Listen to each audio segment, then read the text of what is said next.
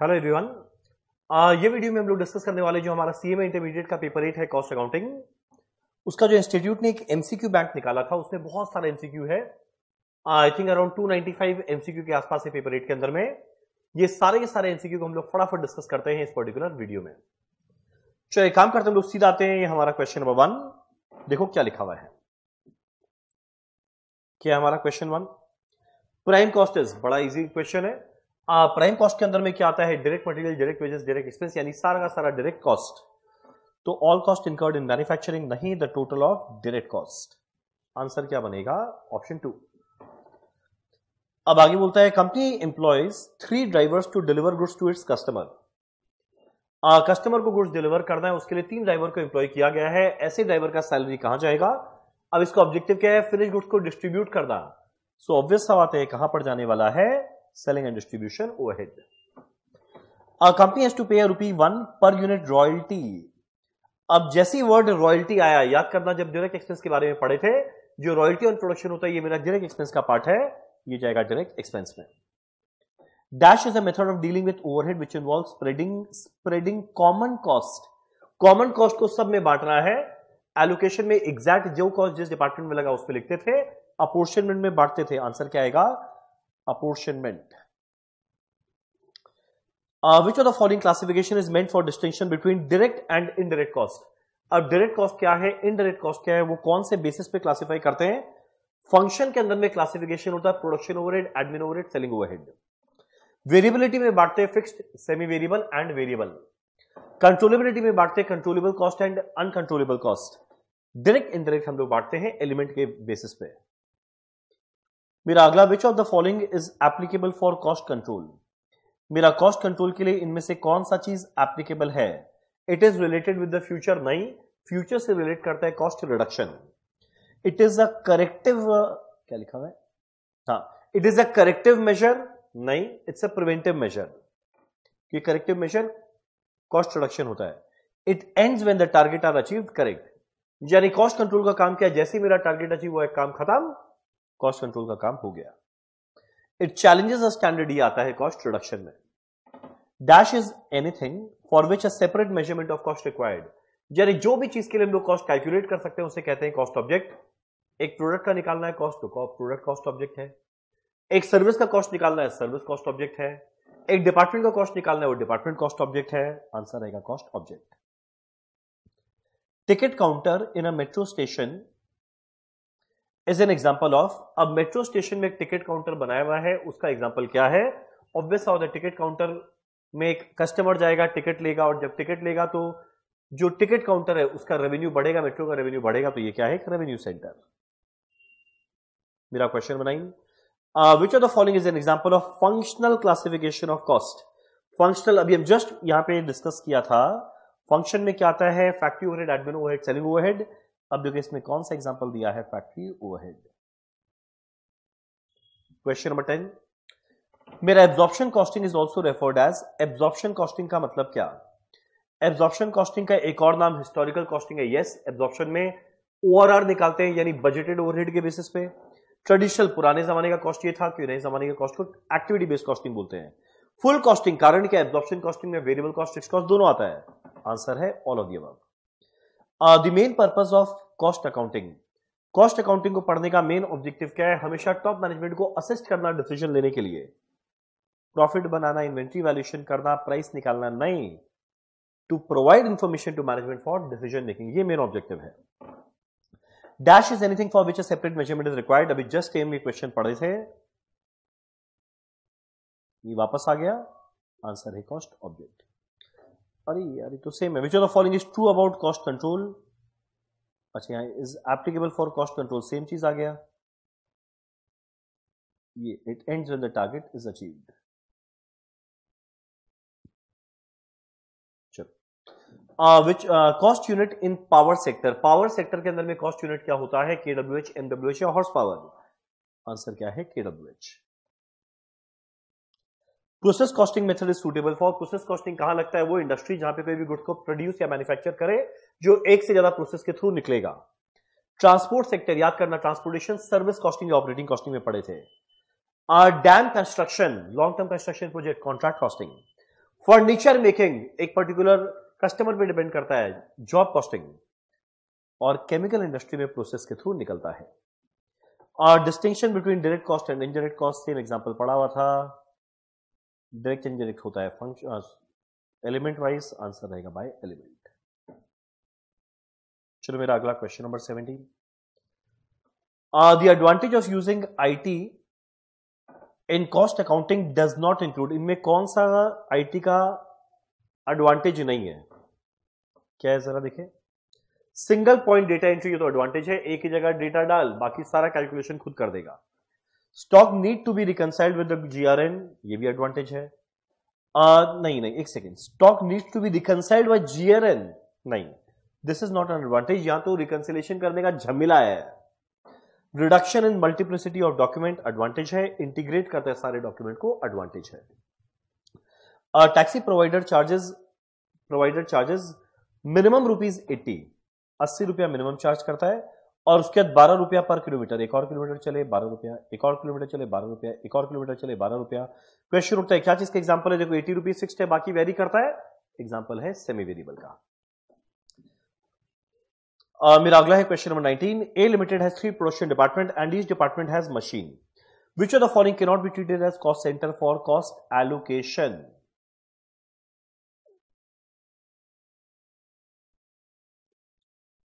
ए limited के पास 3 production department है, हर एक में मशीन है, इसमें कौन सा कॉस्ट सेंटर नहीं है? मशीन कॉस्ट सेंटर है, क्योंकि मशीन का कॉस्ट निकाल सकते हैं। प्रोडक्शन डिपार्टमेंट कॉस्ट सेंटर है, प्रोडक्शन डिपार्टमेंट मशीन दोनों कॉस्ट सेंटर है। ए लिमिटेड ऑब्वियस सा बात है, ए लिमिटेड तो पूरा कंपनी है, उसमें कॉस्ट अपोर्शन थोड़ी करेंगे। Which of the following is an example of functional classification, just कुछ देर पहले पढ़े, factory, admin, selling and distribution overhead. तो यहां पे आंसर आ जाएगा एडमिन ओवरहेड। मेरा cost which are ascertain after they have been incurred, मेरा वो कॉस्ट जो हम लोग असर्टेन करते हैं एक बार इनकर कर देने के बाद, खर्चा हो जाने के बाद, उसे कहते हैं हिस्टोरिकल कॉस्ट या संक कॉस्ट। पर यहां पे जब दोनों वर्ड आ जाए तो फिर हिस्टोरिकल कॉस्ट बोलना बेटर है, संक नहीं हिस्टोरिकल बोलेंगे। कॉस्ट इनकर्ड इन पास्ट को बोलते हैं sunk cost. Generally for the purpose of cost sheet preparation, cost are classified on the basis of obviously function. Cost sheet बनाने के लिए फैक्ट्री ओवरहेड को अलग कर, एडमिन को अलग कर, सेलिंग को अलग कर, तो फंक्शन वाइज अलग कर। विच of the following item is not excluded while preparing cost sheet, यानी क्या क्या कॉस्ट शीट में आता है? गुडविल रिटर्न ऑफ नहीं आता है, टैक्स नहीं आता है, ट्रांसफर टू रिजर्व नहीं आता है, property tax on factory building factory overhead में आता है। What is prime cost, same question था question number 1, total of all direct cost. Which of the following does not form part of prime cost, prime cost में क्या नहीं आएगा? Direct material, direct wages, direct expense के अलावा बाकी कुछ नहीं आएगा। फटाफट देखते हैं क्या है। Cost of transportation paid to bring material to factory, factory में मटेरियल पहुंचाने तक का मटेरियल आ रहा है फैक्ट्री में, उसको पहुंचाने का जितना भी खर्चा है वो डायरेक्ट मटेरियल में जोड़ते हैं, कॉस्ट शीट का पार्ट बनेगा। GST paid on raw material, जहां पे आईटीसी नहीं मिलेगा, परचेज का पार्ट बनेगा। Over time premium paid to worker, direct wages का पार्ट बनेगा, जबकि पैकिंग कॉस्ट डायरेक्ट कॉस्ट का पार्ट नहीं बनता। Which of this is not an objective of cost accounting, cost निकालना ऑब्जेक्टिव है, सेलिंग प्राइस डिटरमाइन करना ऑब्जेक्टिव है, cost control, cost reduction objective है। Assisting share holder in decision making नहीं होता, असिस्टिंग टॉप मैनेजमेंट या BOD in decision making objective होता है, आंसर बनेगा लास्ट वाला। Which of the following are direct expense, cost of special design, yes direct expense है। Hire of tools और equipment for a particular job, yes direct expense है 1 and 2। Salesman wages, selling and distribution, rent rates and insurance of factory, factory overhead, answer 1 and 2। Salary paid to plant supervisor, plant and machinery कहां रहता है? Factory में, तो factory related खर्चा है, factory overhead. Depreciation of director laptop, director कहां बैठता है? हेड ऑफिस में, कहां जाएगा? Admin overhead. सोचो कितना simple question. Manufacturing company has set up a lab for testing of product for compliance with standard, product को टेस्ट कर रहा है यानी क्वालिटी को चेक कर रहा है, कॉस्ट कहां जाएगा? Quality control cost. Audit fees pay to statutory auditor, याद करना ऑडिट फीस कहां जाता है? Admin overhead. Salary paid to factory store, जैसी वर्ड फैक्ट्री आया factory overhead. Canteen expense for factory worker, जैसी वर्ड फैक्ट्री आया factory overhead. A company pays royalty to state government on the basis of production, जैसी royalty on production आया, याद करना कहां जाएगा? Direct expense. Which of the following is not an element of works या factory overhead? इनमें कौन सा फैक्ट्री ओवरहेड का पार्ट नहीं होगा? Store keeper salary, store department तो भैया फैक्ट्री में फैक्ट्री ओवरहेड होगा। प्लांट मैनेजर फैक्ट्री ओवरहेड होगा। Sales manager selling and distribution होगा। प्रोडक्ट का इंस्पेक्शन कहां होता है? फैक्ट्री में, factory overhead. Profit centre is a centre. एक प्रॉफिट सेंटर वो सेंटर है जो रिस्पॉन्सिबल है रेवेन्यू भी लाने के लिए, कॉस्ट भी इनकर करने के लिए। Where the manager has the responsibility of generating and maximising profit. Correct, अब बात तो सही है, यही है। रिस्पॉन्सिबिलिटी सेंटर में क्या क्या आता है? एक रेवेन्यू सेंटर जिसका काम है रेवेन्यू कमाना, एक कॉस्ट सेंटर जिसका काम है खाली कॉस्ट इनकर करना, एक प्रॉफिट सेंटर जिसमें रेवेन्यू कॉस्ट दोनों आएगा, एक इन्वेस्टमेंट सेंटर। तो रिस्पॉन्सिबिलिटी सेंटर में cost centre, profit centre, investment नहीं भैया, सब के सब। मेरा cost unit is defined as, cost unit क्या है? वो एक यूनिट जिसके बेसिस पे हम लोग पर यूनिट कॉस्ट कैलकुलेट करते हैं। जैसे एग्जांपल हो गया, हम लोग पावर के अंदर में, पावर मैन्युफैक्चरिंग कंपनी में पर केडब्ल्यूएच निकालते हैं, केडब्ल्यूएच कॉस्ट यूनिट है। होटल के अंदर में पर रूम डे निकालते हैं, रूम डे कॉस्ट यूनिट है। एयरलाइन के अंदर में पर पैसेंजर निकालते हैं, पर टिकट निकालते हैं, पर पैसेंजर पर टिकट कॉस्ट सेंटर है, सॉरी कॉस्ट यूनिट है। कॉस्ट यूनिट क्या है? Unit of quantity of product service और time in relation to which cost may be ascertain. Correct. मेरा fix cost is a cost. मेरा फिक्स कॉस्ट वो cost है जो कांस्टेंट रहेगा up to a certain capacity, और कैपेसिटी पार होने के बाद ही वो बढ़ेगा। Which changes in total? No. Which is partly fixed, partly variable? No. Which do not change in total during a given period despite change in output? Correct. Uncontrollable costs are costs which be influenced by action of a specified member of an undertaking. Uncontrollable costs are the cost which, यहाँ पे fill in the blanks है, which can be influenced या cannot be influenced. Obvious सा बात है, uncontrollable है तो मेरे हाथ का नहीं है, which cannot be influenced. Element of a cost of product are. अब मेरा प्रोडक्ट को बनाने के लिए खर्चा क्या लगता है? याद करना, कॉस्ट में हम लोग पढ़ते थे मटेरियल, वेजेस, एक्सपेंस। ये डायरेक्ट इनडायरेक्ट है, डायरेक्ट इनडायरेक्ट है, डायरेक्ट इनडायरेक्ट है, ये एलिमेंट वाइज बांटे। पर कॉस्ट में क्या क्या आ रहा है? मटेरियल, लेबर एंड एक्सपेंस, तीनों। मेरा क्वेश्चन 42। अब normal cost is the cost जो नॉर्मली नहीं लगता। मेरा अब नॉर्मल कॉस्ट वो कॉस्ट है जो नॉर्मली नहीं लगता, तो क्या होगा? कॉस्ट नॉर्मली इनकर्ड नहीं, cost not normally incurred.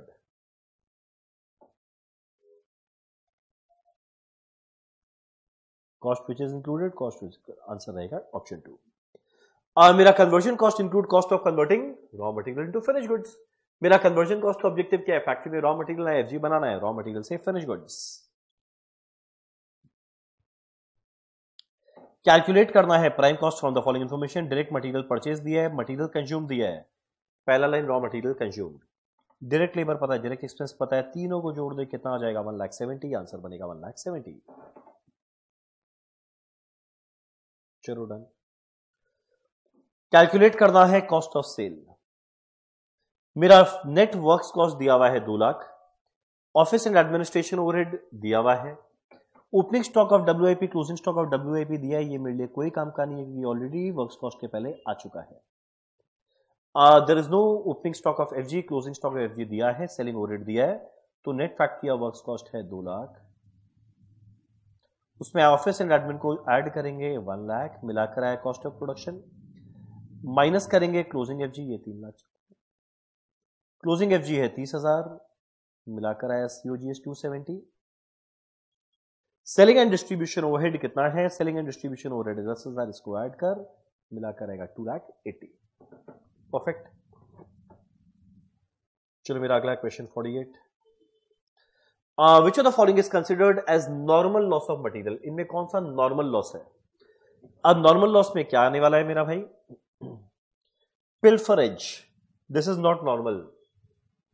Loss due to accident, accident होना कभी नॉर्मल नहीं होता। Loss due to careless handling of material. अब देखो, careless handling of material is normal loss. Reason क्या है? कि जब स्टोर डिपार्टमेंट में इतने सारे आदमी लोग हैं तो कभी कभी ढंग से अगर मटेरियल को हैंडल ना करे तो लॉस होने का चांस बनता है। तो आंसर बनेगा option 3। The most important element of cost, सबसे इंपॉर्टेंट कॉस्ट क्या होता है भाई? एक फैक्ट्री में फिनिश गुड्स तभी बनेगा जब मटेरियल आएगा, तो सबसे इंपॉर्टेंट एलिमेंट ऑफ कॉस्ट क्या होता है? Material. Direct material is a administration cost, selling and distribution cost, क्या वाहियात बात कर रहा है। डायरेक्ट मटेरियल, डायरेक्ट जो डायरेक्टली आइडेंटिफाई हो सकता है, obviously answer none of these. Pathetic question.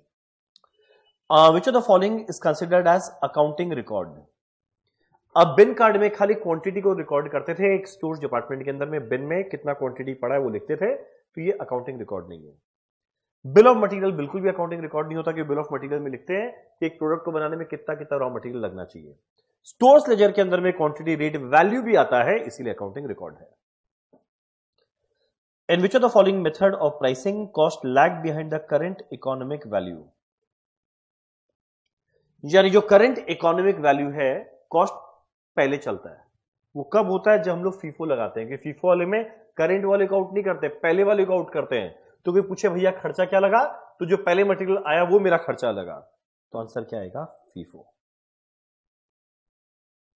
In which of the following method issue material price at predetermined rate. पहले से रेट डिटरमाइन कर लिया, उसे कहते हैं स्टैंडर्ड रेट, तो आंसर क्या आएगा? Standard price method.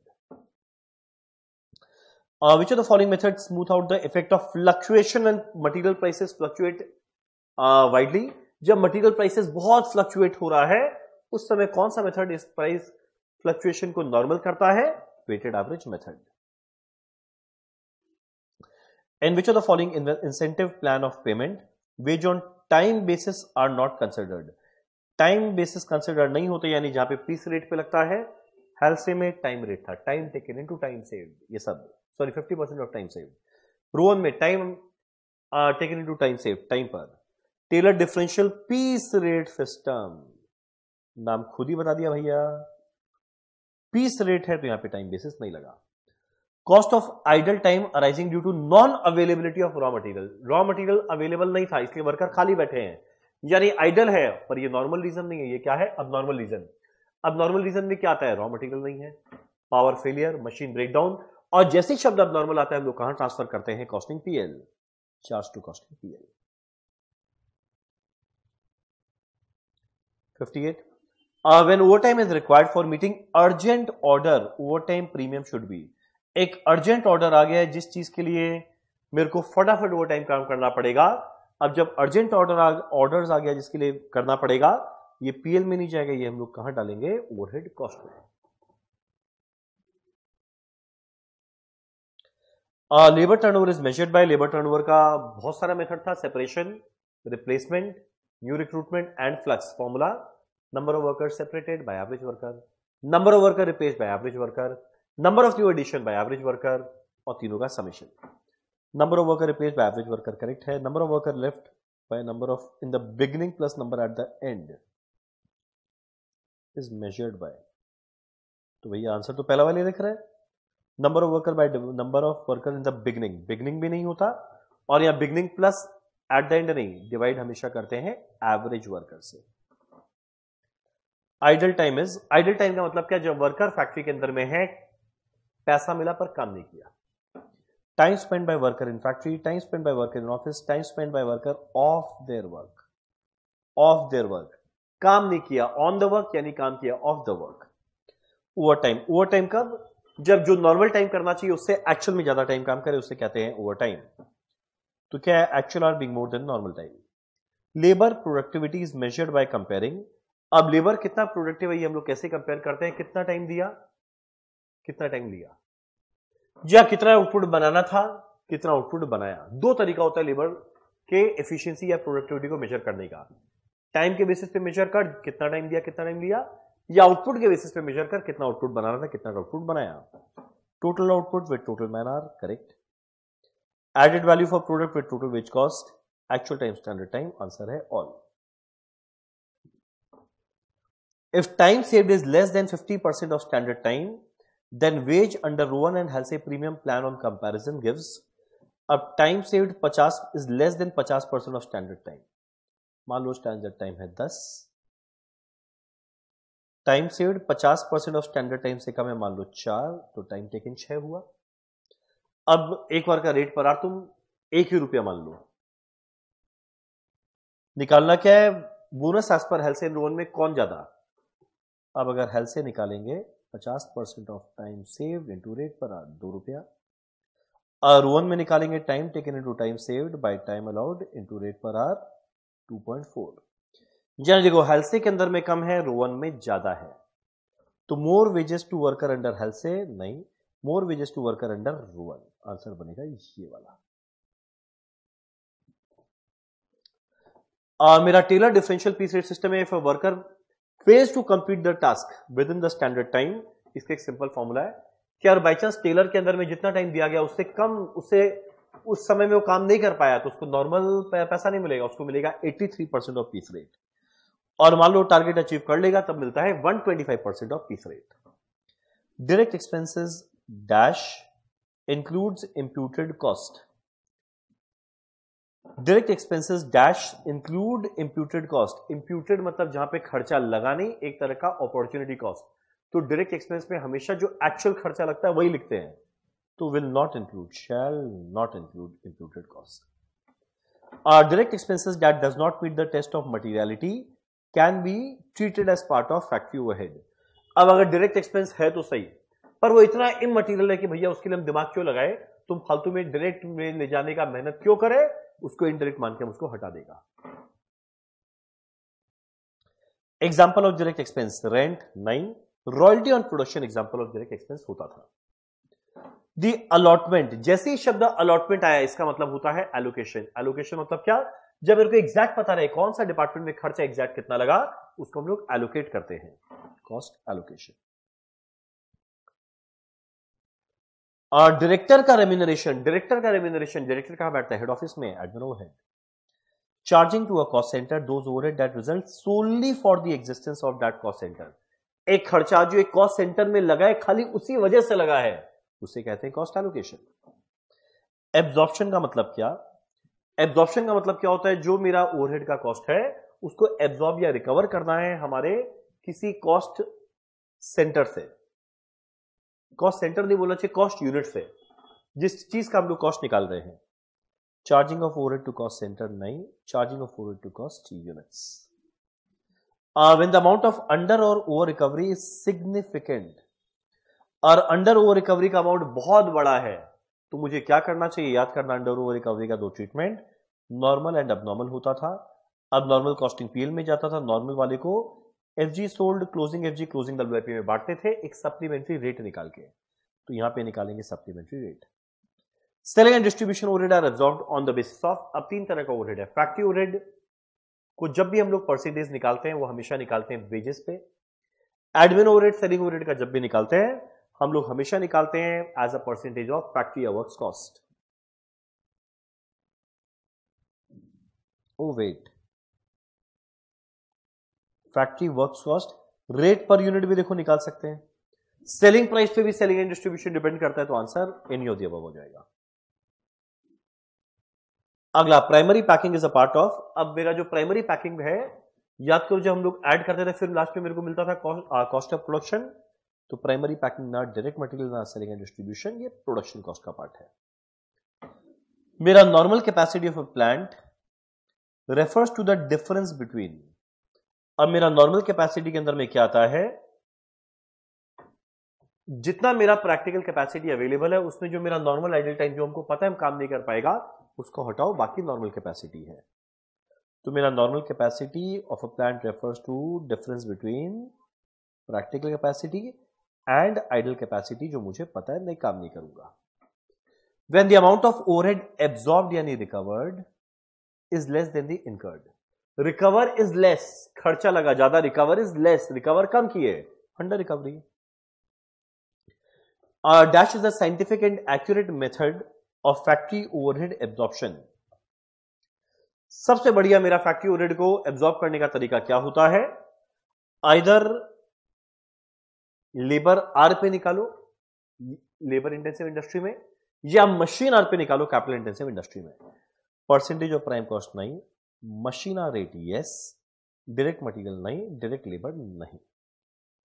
Which of these is not a material control technique, इसमें कौन सा चीज मटीरियल कंट्रोल टेक्निक का पार्ट नहीं होता, देखिए जरा। ABC analysis very important, always best control. Fixation of raw material level yes, maximum stock level उतना ही होना चाहिए, मिनिमम इससे कम नहीं होना चाहिए।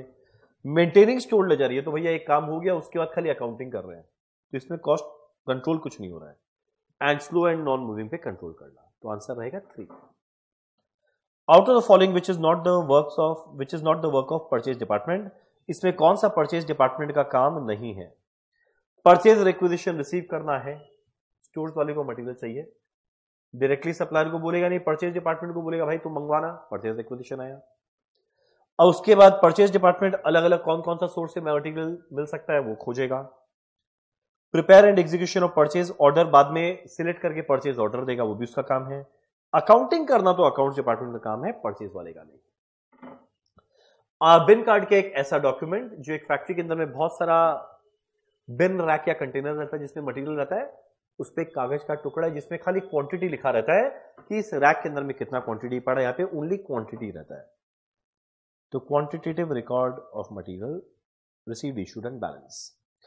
जबकि मेरा स्टोर लेजर के अंदर में क्वांटिटी, रेट एंड वैल्यू तीनों रहता है, quantitative as well as value wise record, correct यही है।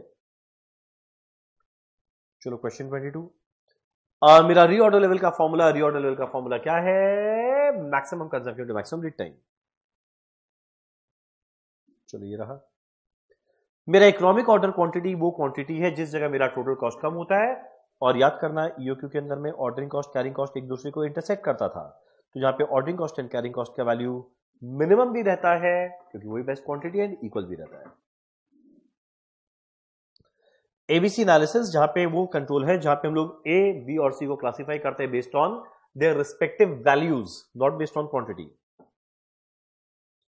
ए का हाईएस्ट क्वांटिटी है 9, A being the lowest quantity, highest value, correct. A का वैल्यू रहता है मैक्सिमम पर क्वांटिटी रहता है सबसे कम। Which one of the following is not an inventory valuation method? अब इन्वेंटरी वैल्यूएशन मेथड में क्या आता है? FIFO, LIFO, simple average, weighted average. FIFO, LIFO, weighted average है, यूक्यू को इन्वेंटरी वैल्यूएशन थोड़ी है। In case of rising prices FIFO will, और बाई चांस लगातार प्राइस बढ़ रहा है, फीफो के अंदर में क्या होगा? देखो मान लो पहला दिन 5 के रेट में लिए, सेकेंड डे 6 के रेट में लिए, आखिरी दिन 7 के रेट में लिए। अब फीफो क्या मानेगा? भाई जो यूज किया वो ये सब मटेरियल किया, पहला वाला पहला आउट हुआ तो खर्चा कम रिकॉर्ड किया, और जो मेरा क्लोजिंग स्टॉक है वो मैक्सिमम वैल्यू पे रिकॉर्ड होगा। तो provide lowest value of closing stock नहीं, provide highest value of closing stock and profit, answer रहेगा ये वाला।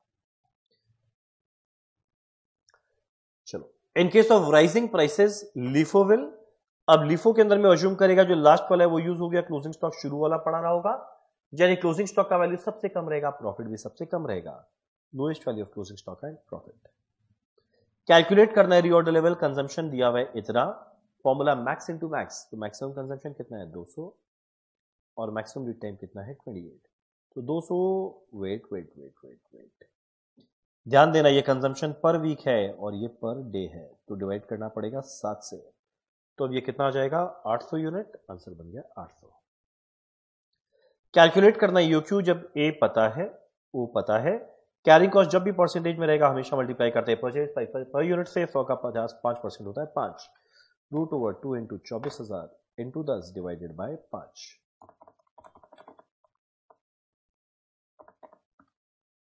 ये कितना आएगा 310 आई थिंक, 309.83 तो 310।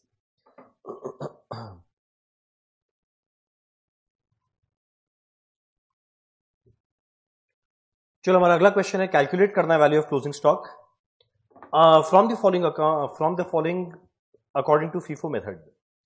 अब यहां मेरे को लगाना है फीफो, फटाफट देखिए फीफो कैसे लगने वाला है। मेरा बार बार आईपैड हैंग हो रहा है, 1 मिनट।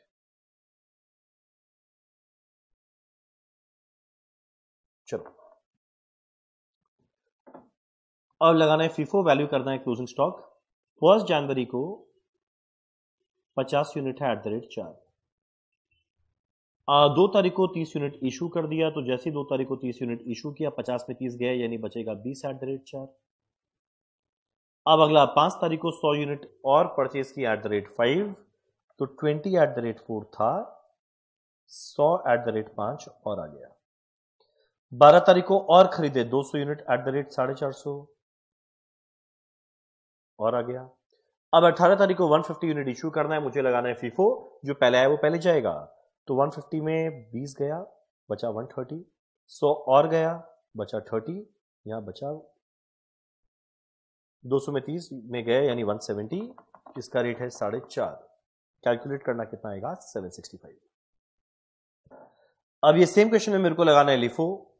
अब लिफो जरा देखें, 1 तारीख को 50 यूनिट @4 था, 2 तारीख को इशू किए 30 यूनिट गया तो बचा 20 यूनिट @4। 5 तारीख को परचेज किए तो जैसे ही परचेज किए 100 यूनिट @5 और आ गया। 12 तारीख को और परचेज किए 200 यूनिट @4.5 और आ गया। 18 को 150 यूनिट की इशू करना है और वो भी लीफो, जो लास्ट में है वो पहले जाएगा। तो 150 में लास्ट में ये आया था तो 200 में 150 जाएगा यानी बचेगा 50। तो क्या बचेगा, 20 × 4 80, 100 × 5 500 और 50 × 4.5 कितना आने वाला है, 225। ये मिलाकर आएगा 805, आंसर है 805। ये सेम वापस से क्वेश्चन आ गया, वही फीफो लिफो वाला सेम क्वेश्चन है। अब अगला है मेरा कॉस्ट ऑफ अबनॉर्मल वेस्टेज। अब जो मेरा अबनॉर्मल लॉस है अभी जस्ट कुछ देर पहले डिस्कस किए, पूरा कहां चला जाता है, कॉस्टिंग पीएल।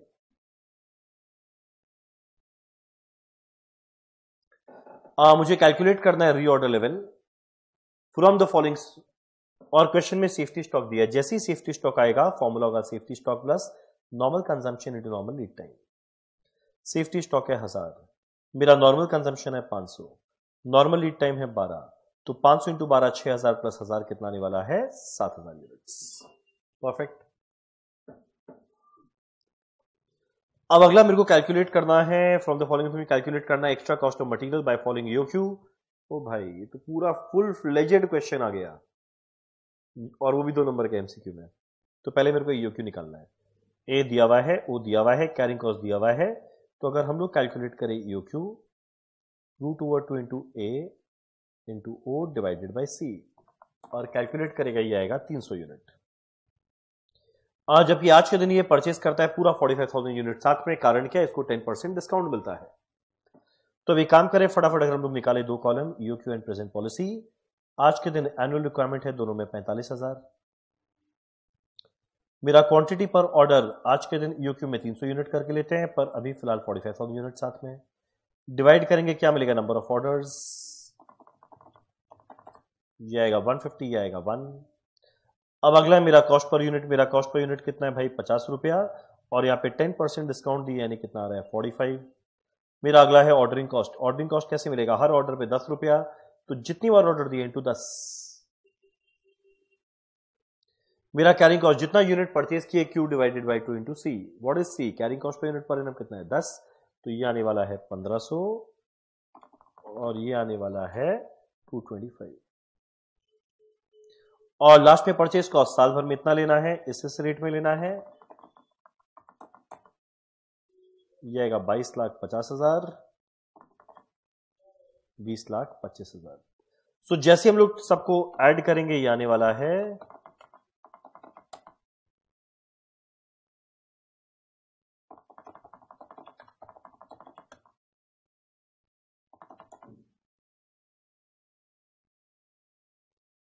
यानी कितने रुपए का सेविंग्स हो जाएगा भाई, 2990। आंसर है 2990। चलो done. Which of the following is an abnormal cause of idle time. Abnormal cause of idle time क्या है, अब देखो abnormal cause of idle time 2-3 ही होता है, पावर फेलियर, मशीन ब्रेकडाउन या non availability of raw material. Answer देखो machine breakdown. If overtime is resorted to at the desire of customer, और कस्टमर के बोलने पे ओवर टाइम काम किया जा रहा है, तो क्वेश्चन उठता है उस केस में ओवर टाइम प्रीमियम किससे लेंगे, उस पर्टिकुलर कस्टमर के जॉब में ही से लेंगे, जिसके बोलने पे लिए उससे से लेंगे, ना पीएल में जाएगा, should be charge directly to that job. मेरा लेबर टर्नओवर का मतलब क्या, लेबर टर्नओवर का मतलब होता है change in rate of composition of labour workforce during a specified period of time. यानी साल के बिगिनिंग में जो वर्कर थे, साल के एंड में जो वर्कर है वो सेम नहीं है, चेंज हुआ, किस वजह से, लेबर टर्नओवर। तो rate of change in composition of labour workforce. चलो done. Which of the following is not an avoidable cause. Not an avoidable यानी कौन सा, अनअवॉइडेबल है, जो हम चाह के भी अवॉइड नहीं कर सकते हैं, labour turnover. Dissatisfaction with job avoid किया जा सकता था, एम्प्लॉयज को सैटिस्फैक्शन देके, फैसिलिटी देके। Lack of training facility, training दे दो। लो वेजेस, वेजेस बढ़ा दो। डिसेबिलिटी, वर्कर को कोई प्रॉब्लम हो गया तो बेचारा चाह के भी अवॉइड नहीं कर पाएगा। Cost associated with labour turnover can be categorised into, एक होता है हमारा प्रिवेंटिव कॉस्ट कि पहले से इतना वर्कर पे खर्चा करने के लेबर टर्नओवर हो नहीं, एक होता है रिप्लेसमेंट कॉस्ट, वर्कर चला गया उसके बाद रिप्लेस करने का कॉस्ट। तो आंसर है बोथ ऑफ द अबव। मेरा अगला है कैलकुलेट करना है worker left and discharge from the following data. Labour turnover rate 20, 10, 6% दिया under flux replacement separation. Left and discharge निकालना मतलब सेपरेशन निकालना है, ठीक है। ये रिप्लेसमेंट, ये सॉरी, ये फ्लक्स मेथड है, ये रिप्लेसमेंट है, ये सेपरेशन। मेरा number of worker replace during quarter दिया है 80, क्वार्टर रिप्लेस दिया है 80, तो जो 10% है वो 80 के बराबर मुझे निकालना है सेपरेशन। तो एक का वैल्यू क्या 80/10, 6 का वैल्यू क्या 80/10 इंटू 6, कैलकुलेट करना कितना आएगा 48। ये shortcut. Calculate worker recruited and joint, recruited and joint, ध्यान देना रिक्रूटेड एंड ज्वाइंट। अच्छा जी, लेबर टर्नओवर रेट 20% है फ्लक्स में, रिप्लेसमेंट में है 10, सेपरेशन में 6, तो 10 और 6 मिला के 16 होता है, यानी न्यू रिक्रूटमेंट कितना है 4। मेरा वर्कर रिप्लेस्ड दिया हुआ है 80, वर्कर रिप्लेस्ड दिया है 80, यानी 10% 80 के बराबर है। अब मेरे को न्यू रिक्रूटमेंट जानना है, वो था 4%, कितना आएगा 80/10 इंटू 4, कितना बनेगा 32। अब निकालना है रिक्रूट करके ज्वाइन कितना, क्या रिक्रूट करके ज्वाइन दो तरीका से होता है, एक रिप्लेसमेंट है न्यू रिक्रूटमेंट। रिप्लेसमेंट 80 था, न्यू रिक्रूटमेंट 32, कुल मिलाकर 112। चलो डन। कैलकुलेट करना है labour turnover rate according to replacement method. Number of worker beginning end दिया है, मतलब मिलेगा average number of worker opening plus closing by 2, 550। During the month 5 worker left, replacement निकाला, ठीक है, 5 गए, 20 वर डिस्चार्ज, चलो ठीक है, 25 है सेपरेशन। 75 वर्कर को रिक्रूट किया गया, जिसमें 10 worker were recruited in the vacancies of those living, जो वर्कर गए उसकी जगह आ रहे हैं 10, यानी मेरा रिप्लेसमेंट 10 है, divide by average worker into 100, calculate करके देखना कितना आने वाला है 1.82%। मेरे को वापस लेबर टर्नओवर रेट निकालना है according to separation method. Same वही क्वेश्चन है, सेपरेशन थे 25 आदमी, तो 25 divide by average worker into 100, यह आएगा 4.55। Next, a worker is allowed 60 hours to complete the job, time allowed 60 hours on a guaranteed wage rate of rupees 10 per hour, rate per hour दिया हुआ है 10। Under Rowan plan he gets an hourly wage of rupees 12 per our, Rowan के हिसाब से मिलता है और मिल रहा है 12 रुपया per hour. For the same saving in time, बताओ ये हेल्से में कितना कमाएगा। टाइम टेकन नहीं दिया, मान लो x, तो टाइम सेव आएगा 60 माइनस x। हमारा रेट पर आवर दिया हुआ था 10, तो एज पर रोवन क्या मिलेगा, basic wages time taken to rate per hour. अगला बोनस कितना देंगे, time taken into time saved by time allowed into rate per hour, basic bonus आ गया। और अभी इसको मिल रहा है इफेक्टिव वेज रेट 12 रुपया पर आवर, वो कैसे मिलता है, बेसिक बोनस मिलाकर, सो 10x प्लस कट गया x into 60 minus x by 6 divided by कितने देर काम किया x इंटू 12। अब जैसे इसको सॉल्व करेंगे ये इधर जाएगा, ये इधर पहुंच के बन जाएगा x कटाई आया 12, तो x मिलेगा 48। अब यानी मेरा टाइम टेकन आया 48, टाइम से बन गया 12 रुपया। बोलता है कितना कमाता अगर वो हेल्से में मिलता, तो अब हेल्से में बेसिक कितना आता, 10 इंटू एक्स 480, और बोनस का फॉर्मूला होता है 50% into time saved into rate per our. 50% of time saved 12 का 50% 6 इंटू रेट पर आवर 10, 60 मिलाकर 540। कितने आवर में, 48 आवर में, तो 548 बाय 48 कितना आने वाला है 11.25। अच्छा 540 सीधा टोटल में निकालना है। मेरा ओवरहेड का मतलब क्या, जैसे ही शब्द ओवरहेड आता है इसका मतलब सारा indirect cost, all indirect cost.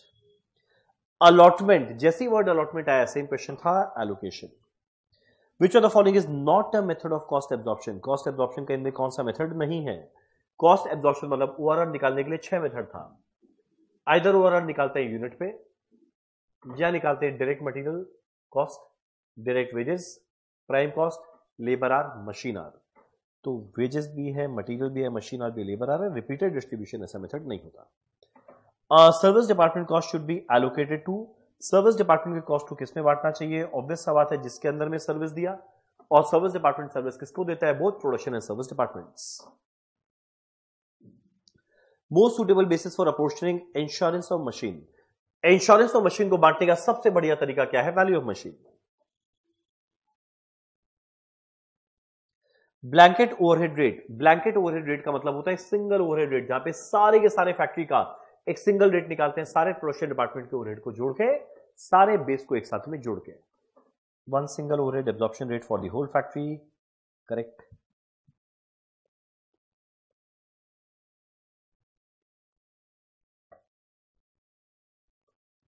AT company makes a single product and is preparing the material usage budget, usage मतलब consumption budget for next year। और मेरा हर एक यूनिट को बनाने में 2 kg मटेरियल लगता है और 5000 unit of product are to be produced next year. अगले साल 5000 यूनिट बनाना है, हर एक को बनाने में लगता है 2 kg, तो भैया 5000 को बनाने में 5000 इंटू 2 10,000 kg लगेगा। नीचे का कोई इंफॉर्मेशन, कोई काम का नहीं था, very easy. During a period 17,500 labour hour were worked actual hour at a standard cost of 6.5 per hour standard rate। Labour efficiency variance दिया हुआ है, स्टैंडर्ड आर निकालना है। एफिशिएंसी वेरिएंस का formula standard hour minus actual hour into SR, जो दिया है 7800। Standard hour निकालना है, एक्चुअल आर है 17,500, स्टैंडर्ड रेट है 6.5। सॉल्व कर ले भाई, 7800 बाय 6.5 1200 आएगा, प्लस 17,500 कर दे, ये आएगा 18,700। In most manufacturing industry, the most important element of cost, सबसे important element of cost होता है हमेशा मटेरियल। अगला question, which of the following is not considered to be normal loss? इनमें कौन सा नॉर्मल लॉस नहीं है? लॉस ड्यू टू एक्सीडेंट, भाई ऑब्वियस सा बात है, is not considered as normal loss है। तो accident is not normal loss, ये अब नॉर्मल है। Loss due to breaking the bulk, loss due to transferring liquid material from container to another, this is normal loss. Normal loss इसके अंदर में थोड़ा लोचा हो गया दोनों के अंदर में।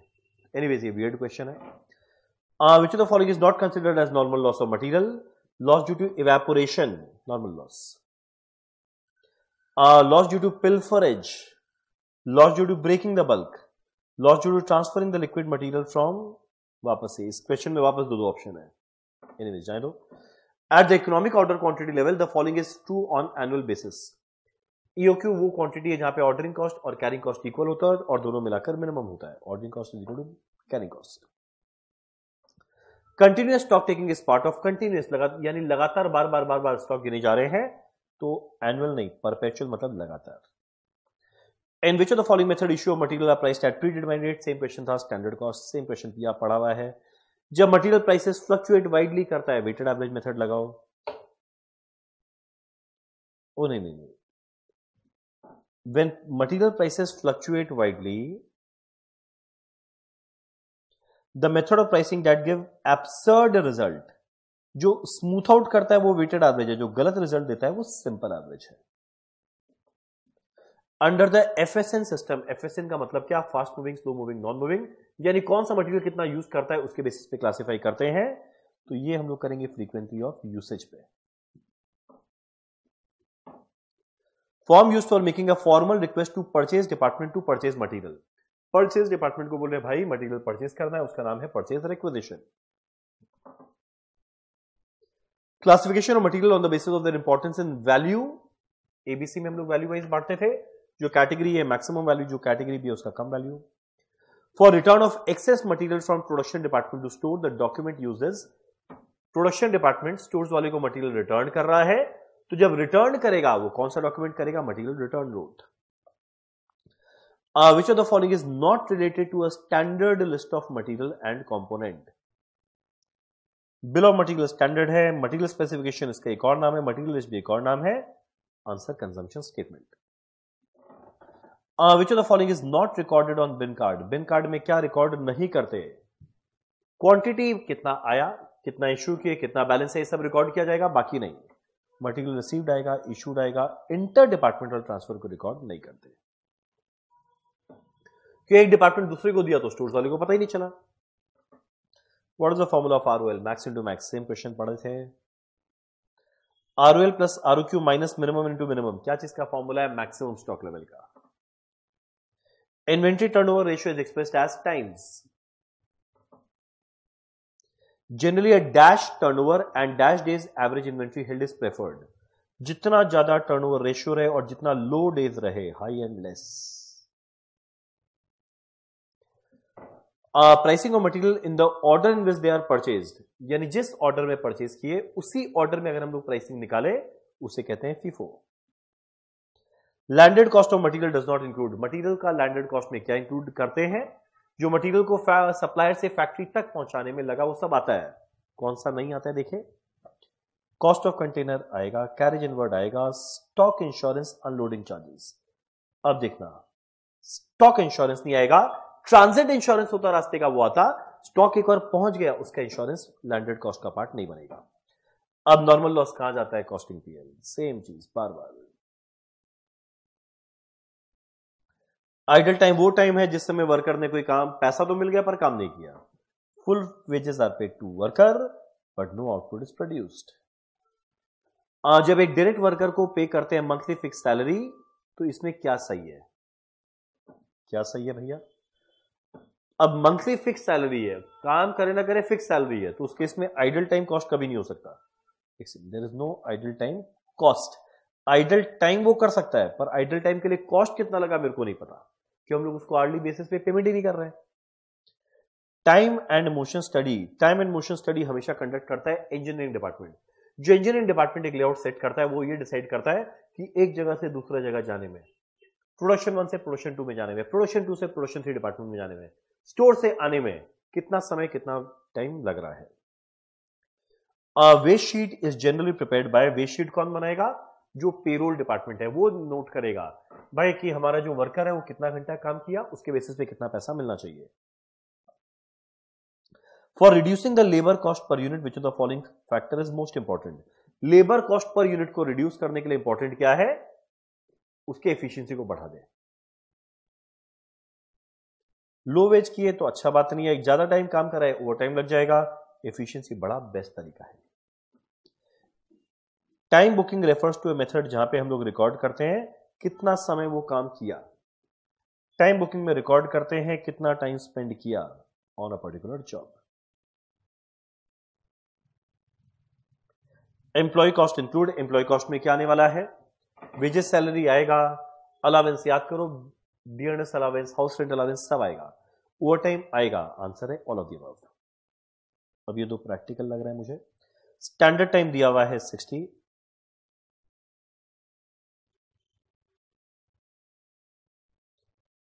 टाइम रेट दिया 90 per hour, amount of wages निकालना है रो 1 में, अगर ये काम किया है 48 आवर में, टाइम टेकन 48, तो time save 12, rate per our कितना है 90। तो बेसिक वेजेस कितना मिलेगा? जितना देर काम किया into rate per our.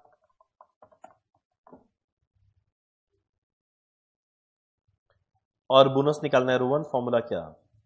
Time taken into time saved by time allowed into rate per our.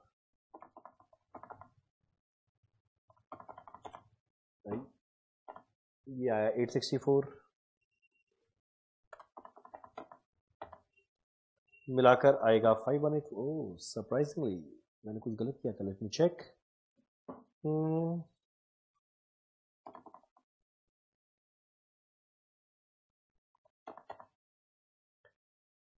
Unfortunately इसका सारा आंसर गलत है, सो एनीवेज आंसर ये दोनों मिला के जो आया सो आया। सिमिलरली हेल्से में भी इसका सारा आंसर गलत है। चलो एनीवेज मेरा अगला है question 144। If overtime is required for meeting urgent order, same question था, अर्जेंट ऑर्डर आया तो ओवर टाइम में जो एक्स्ट्रा पैसा लगा वो कहां जाएगा? Factory overhead.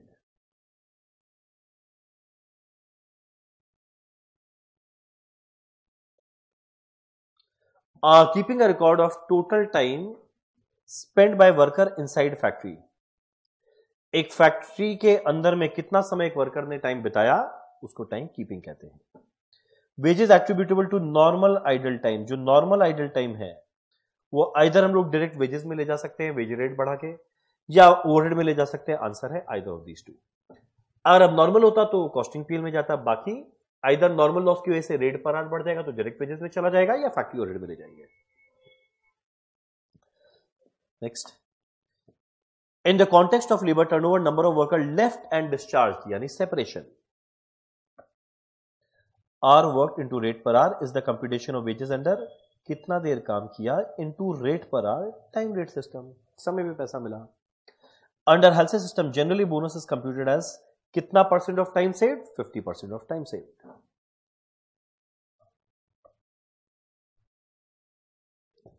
एक worker will earn same wages under health and Rowan. Health और रोवन में सेम वेजेस कमाएगा अगर बाई चांस इसका टाइम सेव्ड कितना है, जितना टाइम अलाउड उसका आधा समय में काम करने आधा टाइम बचा है, जैसे वेजेस देना है तो सेम आएगा 50% of standard time. Labour efficiency based on time. अब लेबर एफिशिएंसी का फॉर्मूला क्या, based on time, standard time divided by time taken. सोचो टाइम दिया, टाइम स्टैंडर्ड टाइम था 10 घंटा, एक वर्कर 8 ही घंटा में काम कर लिया तो वर्कर अच्छा है। तो अगर वर्कर अच्छा है उसका एफिशिएंसी 100 के ऊपर आना चाहिए। वो कब आएगा, 10 बाय 8 इंटू 100 करके। पर वही अगर बेस्ड ऑन आउटपुट बोलता तो निकालते actual output by standard output into 100। फिलहाल standard time by actual time. A wages per day of 8 hours 500 रुपया, 8 घंटा काम करने का 500 रुपया दे रहे हैं। स्टैंडर्ड आउटपुट है 100 यूनिट, एक्चुअल आउटपुट है 120 यूनिट, तो पीस वेजेस कितना देंगे। सोचो 8 घंटा 500 रुपया दे रहे हैं, कितना आउटपुट को बनाने के लिए, 100 के लिए, 100 यूनिट को बनाने के लिए 500 यानी 1 यूनिट का 5, तो 120 के लिए कितना देंगे, 120 इंटू 5, 600 रुपया। Easy. Standard time is 8 hour, actual time is 6 hour, rate per hour दिया हुआ है, रोवन का वेजेस कितना आएगा, very easy question. Standard time 8, actual time 6, time save 2, rate per hour 100, basic कितना आएगा 100 इंटू 6, 600 रुपया, और बोनस कितना देंगे, time taken into time saved by time allowed into rate per our, और कैलकुलेट करेगा ये आने वाला है 150, 600 150 मिला के 750। अब देखो एफिशिएंसी रेशियो पूछा पर ये आउटपुट का पूछा, आउटपुट वाला भी जस्ट बताया, फॉर्मूला होता है actual output by standard output. Actual output 8 hour में 700 था और standard output 90 unit per hour, तो 8 घंटे में कितना होना चाहिए, 90 इंटू 8 720 इंटू 100। कैलकुलेट करना, ये कितना आने वाला है 97.22%। Fixed overhead cost are not affected in monetary terms during a given period by change in output, but this statement is valid provided increase in output बहुत ज्यादा ना हो। जितना एक सर्टेन लेवल तक मेरा फिक्स कॉस्ट रहेगा सेम, पर जैसे ही वो सर्टेन लेवल पार करेगा मेरा फिक्स कॉस्ट ड्रास्टिकली रिड्यूस बढ़ेगा, तो increase in output is not substantial. Dash capacity is defined as actually utilised capacity. Actually utilised capacity मेरा क्या होता है, प्रैक्टिकल कैपेसिटी, जितना प्रैक्टिकली मेरा फैक्ट्री के अंदर में काम किया गया। Maximum possible productive capacity of a plant when no operating time is lost. Maximum capacity कितना हो सकता है, जो थ्योरेटिकली पॉसिबल है पर प्रैक्टिकली नहीं, theoretical capacity. Charging of common overhead cost to various cost centre. Common cost को सब के सब प्रोडक्शन डिपार्टमेंट में बांट रहे हैं, मतलब अपोर्शनमेंट। जहां पे सर्विस डिपार्टमेंट के ओवरहेड को प्रोडक्शन डिपार्टमेंट में बांट रहे हैं using different assumption and method is known as reapportionment. Service वाले को प्रोडक्शन में बांटने को कहते हैं reapportionment. Packing cost is part of, ये सेम क्वेश्चन आया हुआ था, cost of production. Which of the following is not treated as manufacturing overhead. इसमें कौन सा फैक्ट्री ओवरहेड का पार्ट नहीं बनेगा, ल्यूब्रिकेंट बनेगा, कॉटन वेस्ट बनेगा, एडमिन ओवरहेड को कुछ अपोर्शन की फैक्ट्री में बनेगा, night shift allowance paid to factory worker. Factory में जो वर्कर काम कर रहा है उसको नाइट शिफ्ट अलाउंस दिया, वो डायरेक्ट वेजेस का पार्ट बनेगा। आंसर होगा ये। Difference between actual factory overhead and absorbed factory overhead will be usually at the minimum level provided pre determined overhead हम लोग निकाले, थ्योरेटिकल या प्रैक्टिकल कैपेसिटी पे दी, अगर नॉर्मल कैपेसिटी पे निकालेंगे तो अंडर ओवर रिकवरी मिनिमम आएगा। व्हेन एब्जॉर्ब्ड ओवरहेड यानी जितना ओवरहेड को रिकवर किए is higher than the overhead incurred, recovered ज्यादा किए वो क्या होगा, over absorption of factory overhead. चलो हमारा अगला क्वेश्चन है 164, which of the following overhead cost may not be apportioned on the basis of wages. इसमें कौन सा चीज वेजेस के बेसिस पे अपोर्शन नहीं कर सकते। वर्कर का हॉलीडे पे वर्कर का है वेजेस हो जाएगा, वर्कर का हो जाएगा, यानी वर्कर रिलेटेड जो भी खर्चा है वो तो वेजेस में चला जाएगा, पर हेड ऑफिस का जो मैनेजर का सैलरी है या फिर सेलिंग एंड डिस्ट्रीब्यूशन वालों का है वो नहीं होगा। तो आंसर रहेगा managerial salary. The following is an example of direct expense as per CS 10, cost accounting standard 10। ये है हमारा डायरेक्ट एक्सपेंस, क्या रहेगा, ट्रैवलिंग एक्सपेंसेस। चलो हमारा अगला क्वेश्चन है क्वेश्चन नंबर 166। ये क्या चीज है, अब देखो लगातार कॉस्ट अकाउंटिंग स्टैंडर्ड का क्वेश्चन है। पहला है CS 21 स्टैंड फॉर, अब देखो तुम लोग कॉस्ट अकाउंटिंग स्टैंडर्ड का सारा नाम नंबर याद है तो ये सब क्वेश्चन बड़ा आसान है। CS 21 डील करता था क्वालिटी, क्या नाम है, क्वालिटी वाले क्वालिटी कंट्रोल कॉस्ट से। तो देखो मेरा CS 21 capacity joint cost direct expense नहीं, आंसर है none of these. Standard deals with cost of service cost centre, जो मेरा सर्विस कॉस्ट सेंटर है इसका कॉस्ट अकाउंटिंग स्टैंडर्ड 13 होता था। विच standard deal with principal method of determining depreciation, इसके लिए हम बताए थे पहले AS 6 था, बाद में AS 10 में गया, दोनों मिलाकर 6, 10, 16, तो cost accounting standard 16। Which statement deal with determination of average equalised transportation cost, याद करना इसके लिए मैं एक वॉर वाला स्टोरी सुनाया था जिसमें आया था cost accounting standard 5। Which standard deal with principle and method of determining the manufacturing cost of excisable goods, जाएगा CS 22। Dash deals with principle and method of determining production और ऑपरेशन ओवरहेड, CS 3। डन। अच्छा एक और, मेरा cost accounting standard 13, भाई अभी तो just करके आए, सर्विस कॉस्ट सेंटर है कॉस्ट अकाउंटिंग स्टैंडर्ड, तो ये आएगा सर्विस कॉस्ट सेंटर, किधर है, ये रहा। विच of the following item is not included in preparation of cost sheet, इसमें कौन सा कॉस्ट शीट का पार्ट नहीं बनेगा। कैरेज इनवर्ड बनता है, परचेज रिटर्न परचेज से लेस करते हैं, sales commission selling and distribution में आता है, आंसर आएगा interest paid, interest item to be excluded from cost sheet. Which of the following item is not excluded while preparing cost sheet, not excluded मतलब include करना है। Goodwill return of cost sheet में नहीं आता, provision for tax cost sheet में नहीं आता, property tax on factory building factory overhead में आता है। Which of the following direct expense, same question पढ़ा हुआ था, 1 and 2 एग्जैक्ट सेम क्वेश्चन किया है। व्हाट इज प्राइम कॉस्ट, भाई हमको लग रहा है इसी वीडियो में तीसरा चौथी बार बोल रहा है, total of all direct cost. Which of the following is not an element of works overhead, sales manager salary selling and distribution में जाता है, this is not works overhead. For the purpose of cost sheet preparation, costs are classified based on element. Sorry, based on function. Factory overhead, admin overhead, selling overhead. ये same question आया था. Salary paid to office supervisor, office and admin overhead. Audit fees paid to cost auditor. जैसे word auditor आया, admin overhead. A company has set up a lab for testing product. Testing के लिए कोई खर्चा लगे. Objective क्या है? Quality को check करना. Quality control cost. Canteen expense to factory worker, factory overhead. Which of the following does not form part of prime cost? इसमें कौन सा prime cost का part नहीं बनेगा? Same question था. GST paid on raw material input credit can be claimed. Input credit can be claimed. ITC मिल जाएगा, तो obvious सा बात है cost sheet का part नहीं बनेगा. Cost of transportation paid for bringing material to factory.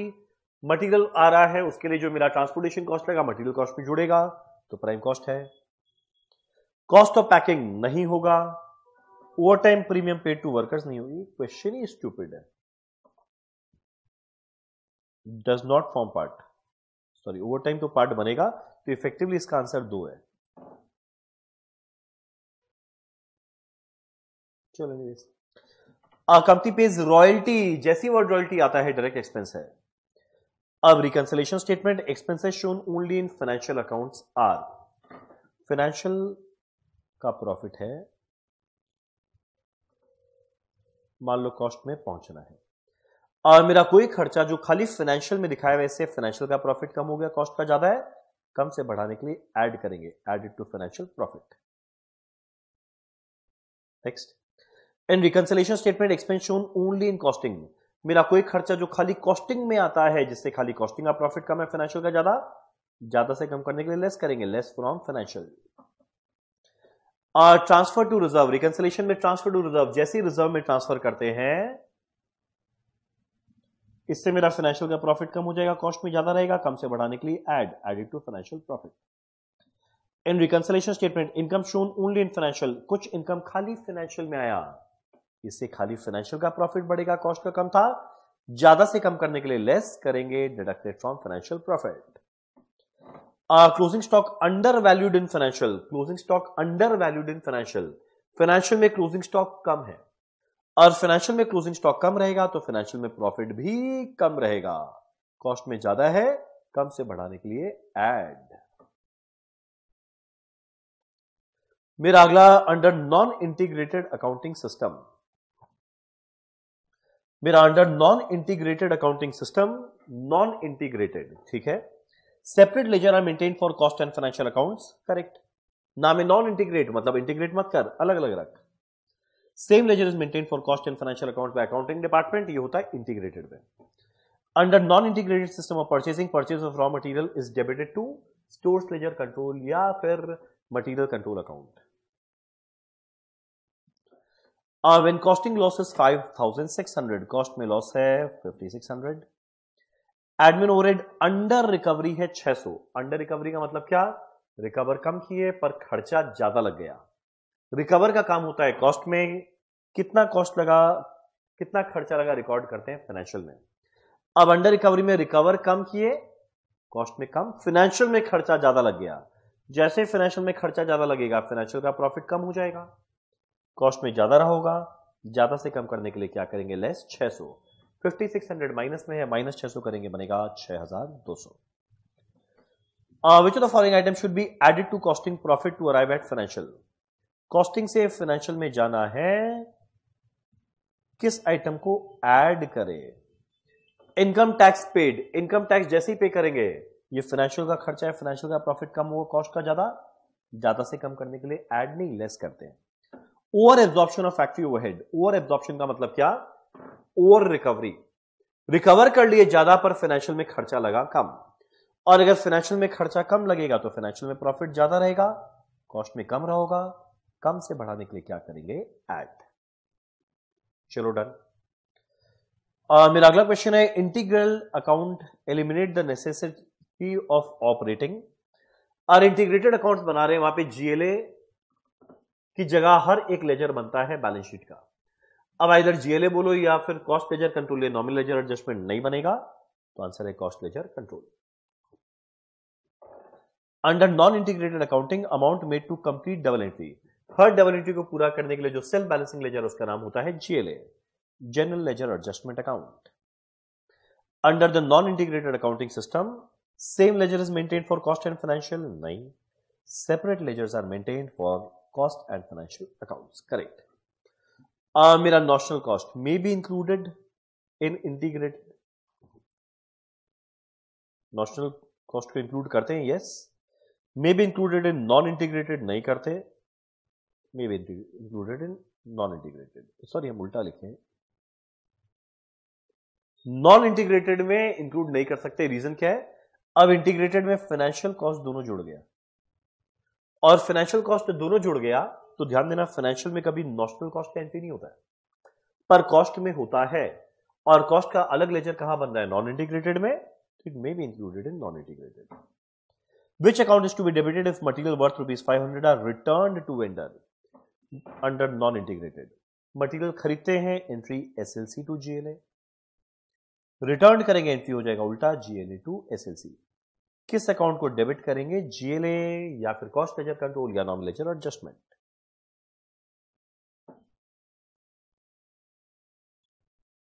क्या स्टूपिड क्वेश्चन है, दोनों दिया है जबकि एक ही चीज होता है, जीएलए दे तो जीएलए लिखेंगे।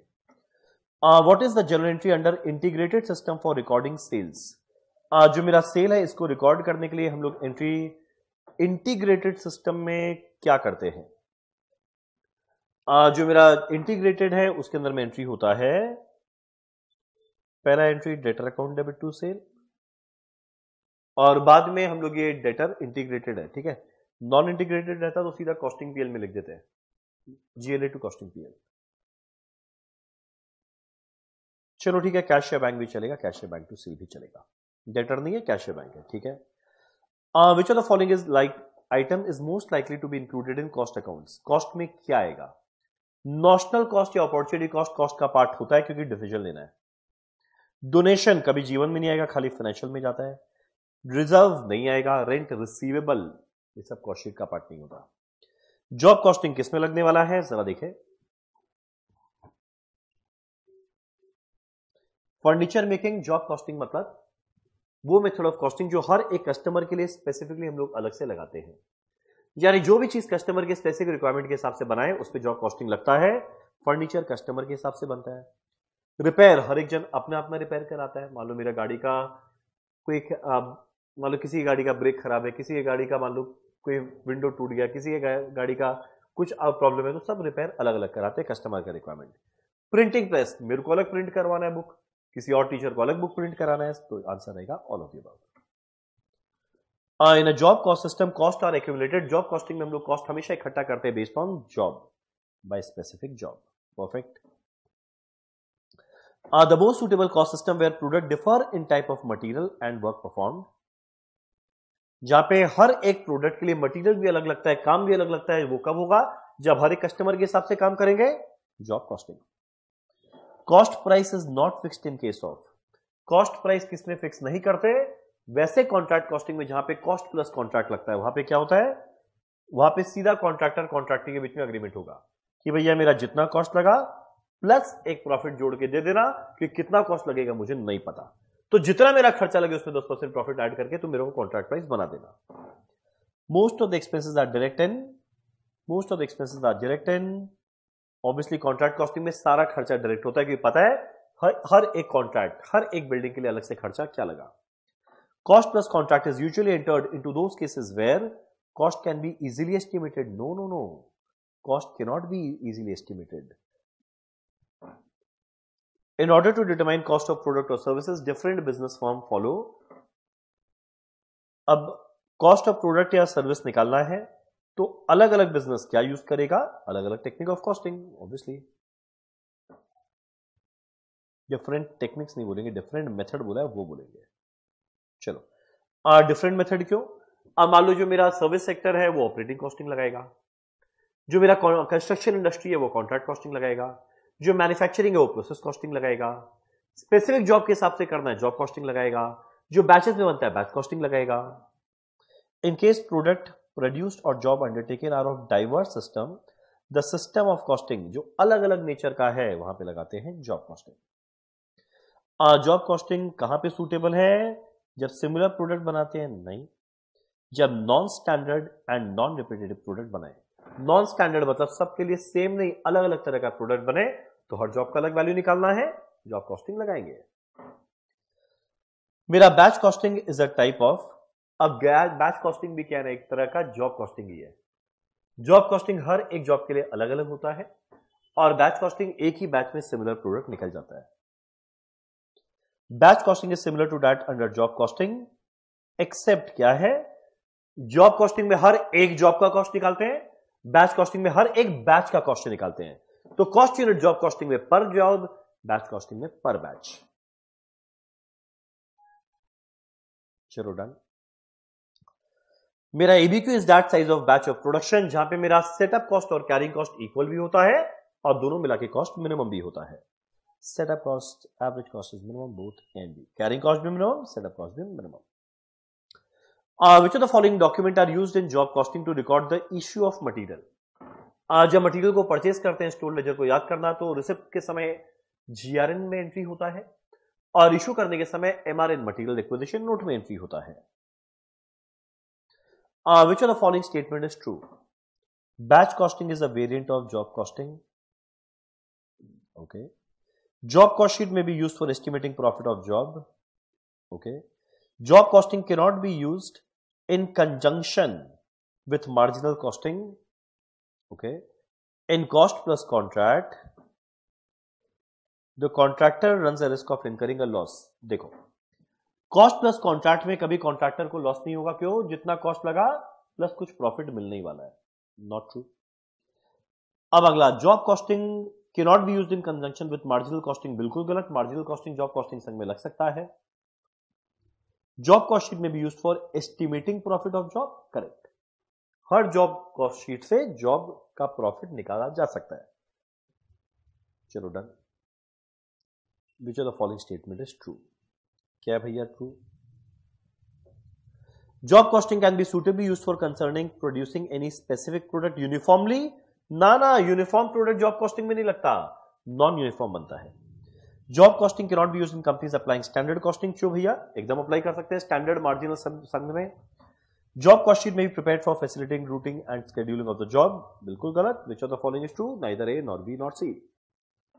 The type of process loss that should not be allowed to affect the cost of good unit.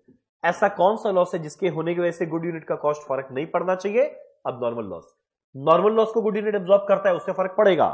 अब नॉर्मल लॉस से फर्क नहीं पड़ेगा। चलो done. Spoilage that occur under inefficient operating condition and is generally controllable. यानी इनएफिशिएंटली काम करे, जो हम लोग रोक सकते थे, स्टिल वो लॉस हो गया। नॉर्मल लॉस इज अनअवॉइडेबल, पर अब नॉर्मल लॉस इज अवॉइडेबल, तो अब नॉर्मल लॉस रहेगा answer. In which of the following situation an abnormal gain in the process occur. Abnormal gain कब होगा? जब जितना नॉर्मल लॉस सोचे एक्चुअल लॉस उससे कम हुआ हो। यानी मेरा नॉर्मल लॉस ज्यादा है, अब normal loss come. When actual output is greater than planned output, ये भी चलेगा। When actual loss is more than expected, तो abnormal loss होगा। When actual loss is less than the expected loss, जब actual में आउटपुट ज्यादा बन गया, जितना आउटपुट सोचे, तो abnormal गेन आ गया। परफेक्ट है।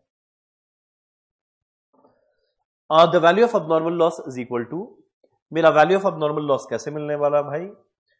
अब याद करो, अब नॉर्मल लॉस को उसी रेट पर वैल्यू करते हैं जिस रेट पे गुड यूनिट को करते हैं, और ये कैसे मिलता है? Total cost minus sale of scrap divided by input minus normal loss. जो रेट आया वही गुड यूनिट का रेट है, वही अब नॉर्मल लॉस का रेट है। तो अब नॉर्मल लॉस कैसे मिलेगा? Total cost minus sale of scrap.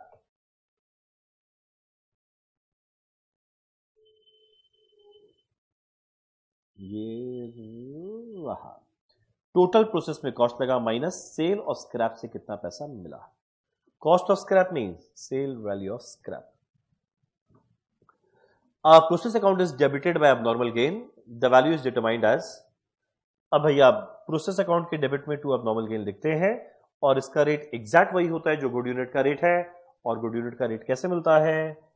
Total cost of good unit less reasonable value of normal loss. दोनों सेम आएगा। इन शुगर मैन्युफैक्चरिंग इंडस्ट्री, मोलासिस भी बन जाता है along with sugar. Joint and by product में पढ़े थे, मेन ऑब्जेक्टिव था शुगर बनाना, पर शुगर बनाने के दौरान जो इंसिडेंटल एंसिलरी बाई प्रोडक्ट निकल जाए वो है मोलासिस बाई प्रोडक्ट। आंसर रहेगा by product. Method of apportioning joint cost on the basis of output of each joint unit at the point of split off. यानी मेरा कौन सा मेथड है जिसमें हम लोग आउटपुट या यूनिट के बेसिस पे बांटते हैं? Physical unit method. The main purpose of accounting of joint product and by product क्या है? एकमात्र कारण है ये वाला काम करने का कि भैया हर एक प्रोडक्ट का मेरा प्रॉफिट या लॉस कितना है हम लोग कैलकुलेट कर पाए। चलो done. Under NRV method of apportioning joint cost to joint cost, the selling and distribution cost. अब एनआरवी में क्या करते थे? Sale value of final output minus selling and distribution minus further processing cost.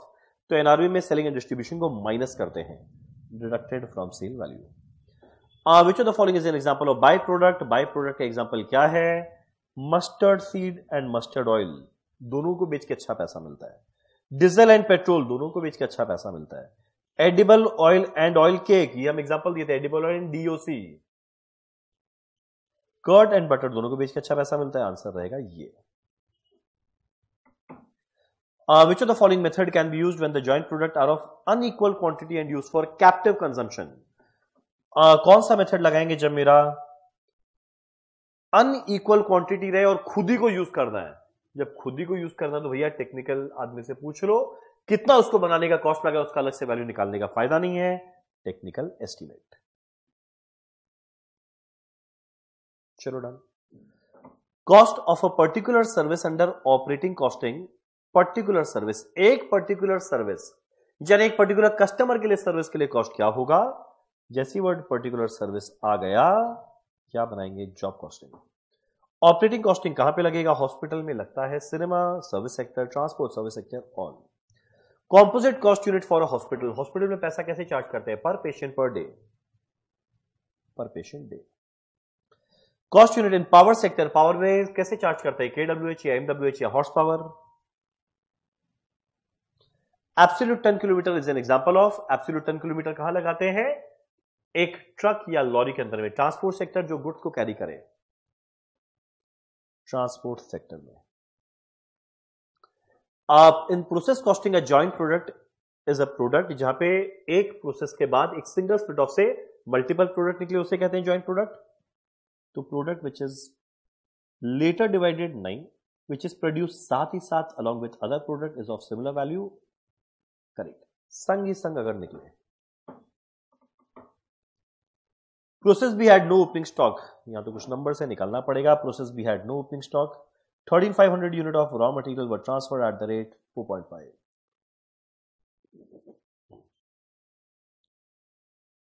तो ठीक है भैया, वैल्यू निकाले, यह 60750।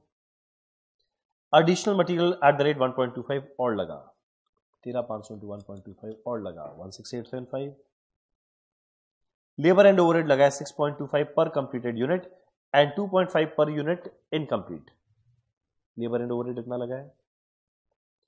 और 11,750 completed unit were transferred out. What was the closing inventory in process B, process B में क्लोजिंग इन्वेंट्री कितना बचा, रुक जाओ भाई, 11,750 निकला, तो 13,500 माइनस 11,750 1750 रह गया क्लोजिंग स्टॉक। और जो मेरा क्लोजिंग स्टॉक रह गया इसमें बोलता है लेबर एंड ओवरहेड वर ₹6.25 पर completed unit and 2.5 per unit incomplete.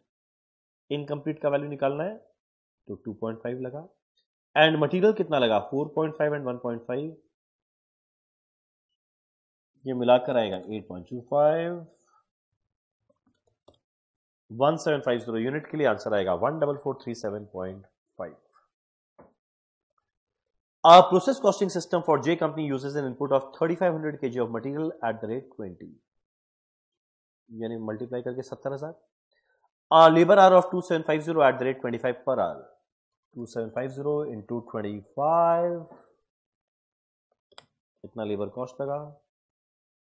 Normal loss है 20%, 3,500 का नॉर्मल लॉस 20%, और लॉस को बेचेंगे किस रेट में भैया, 5 रुपए के रेट में, यानी कितना बेच के मिलेगा 3,500।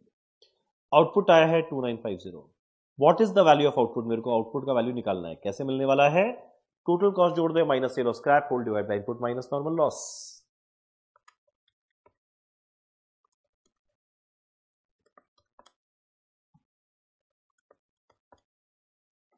देखते हैं वैल्यू आएगा 14142,485 आ गया। In process costing if abnormal loss arises the process account is generally, abnormal loss को प्रोसेस अकाउंट के क्रेडिट साइड में लिखते हैं, डेबिटेड विथ नहीं, डेबिट नहीं, credited with the full production cost of abnormal cost unit. याद करो abnormal loss को लिखते हैं क्रेडिट साइड में, और इसको कचरे के रेट में नहीं, पूरा गुड यूनिट के रेट पे वैल्यू करते हैं। मेरा अगला क्वेश्चन है which of the following statement is और आर करेक्ट, क्या है statement correct. Material requisition note is used to record the issue of material to job, yes. रिसीव करने पे जीआरएन होता है, इश्यू करने पे एमआरएन होता है, ये करेक्ट है। A typical job cost will contain actual cost for material, labor and overhead, and non-production overhead are often added as percentage of total production cost, गलत। जॉब कॉस्ट में एक्चुअल मटेरियल लिखेंगे, labour लिखेंगे, पर overhead actual नहीं, जितना recover हुआ वो लिखते हैं। Job costing method can be applied in costing batches, correct. तो आंसर 1 and 3। मेरा अगला क्वेश्चन क्या है, A job is budgeted to require 3,300 hour after incurring 25% idle time, तो 3,300 में 25% idle time निकल जाएगा, अगर माइनस करके देखेंगे आएगा 2,475 hour। मेरा टोटल लेबर कॉस्ट लगा है 36,300, मेरे को निकालना है लेबर कॉस्ट पर आवर, क्या लगा 36,300 डिवाइड बाय 2475, ये आएगा 14.67। ओ वेट, मैंने शायद एक गड़बड़ किया, लेट मी चेक।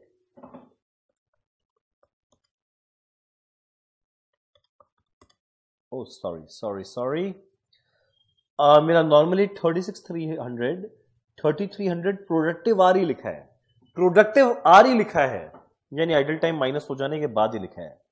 तो 36,300 डिवाइड बाय 3300 आएगा 11 रुपया पर आवर, और उसके बाद 25% हटाए तो 11 में अगर 25% हटाते हैं ये मिलेगा 8.25। A company calculate the price of job by adding overhead to prime cost में overhead को ऐड करता है, and adding 30% of total cost as profit margin, जो total cost है इसमें प्रॉफिट 30% ऐड करता है, और लास्ट में लिखा हुआ है इसका सेलिंग प्राइस है 1690, ओवरहेड कॉस्ट है 695, निकालना क्या है प्राइम कॉस्ट। सो मेरा टोटल कॉस्ट में प्रॉफिट ऐड किया 30%, सो और मान लो टोटल कॉस्ट है 100 रुपया, प्रॉफिट निकाले इसका 30% 30, यानी ये आया 130 के बराबर, और ये वैल्यू 130 के बराबर है तो 100 के बराबर क्या आएगा, निकाले 1690 डिवाइड बाय 130 इंटू 100, ये आएगा 1300। अब बैक कैलकुलेशन कर, 1300 में से 694 हटा, ये आएगा 606। डन। अब अगला है मेरा question, state which of the following are the characteristics of service costing. Service costing में इसमें क्या कैरेक्टरिस्टिक्स है? High level of indirect cost as a proportion of total cost, correct, अच्छा खासा ओवरहेड होता है, कंपोजिट यूनिट को यूज करते हैं, एकदम करते हैं, इक्विवेलेंट यूनिट को सर्विस कॉस्टिंग में नहीं, याद करो प्रोसेस कॉस्टिंग में लगाते थे। तो answer 1 and 2। Which of the following organization should not be advise to use service costing. Service costing किस में नहीं लगाना चाहिए? डिस्ट्रीब्यूशन सर्विस है तो भैया लगाना ही चाहिए, हॉस्पिटल सर्विस सेक्टर है, maintenance division of manufacturing company, manufacturing में सर्विस नहीं, प्रोसेस कॉस्टिंग लगता है। तो आंसर बनेगा ये वाला। चलो हमारा अगला क्वेश्चन है question 241। In case of joint product, the main objective of accounting of cost is to apportion joint cost up to the split off point. For cost apportionment, one company has chosen physical quantity method, जो सबसे easy method है। और मेरा 3 joint product A, B and C are produced in the same process. Up to the point of split off, total मेरा production of A, B, C है 60,000 kg, total है 60,000 kg, जिसमें A का बनाए हैं 30,000 kg, और मेरा जॉइंट कॉस्ट कितना लगा हुआ है 3,60,000। मेरे को निकालना कितना है जॉइंट कॉस्ट ए के लिए लगना चाहिए।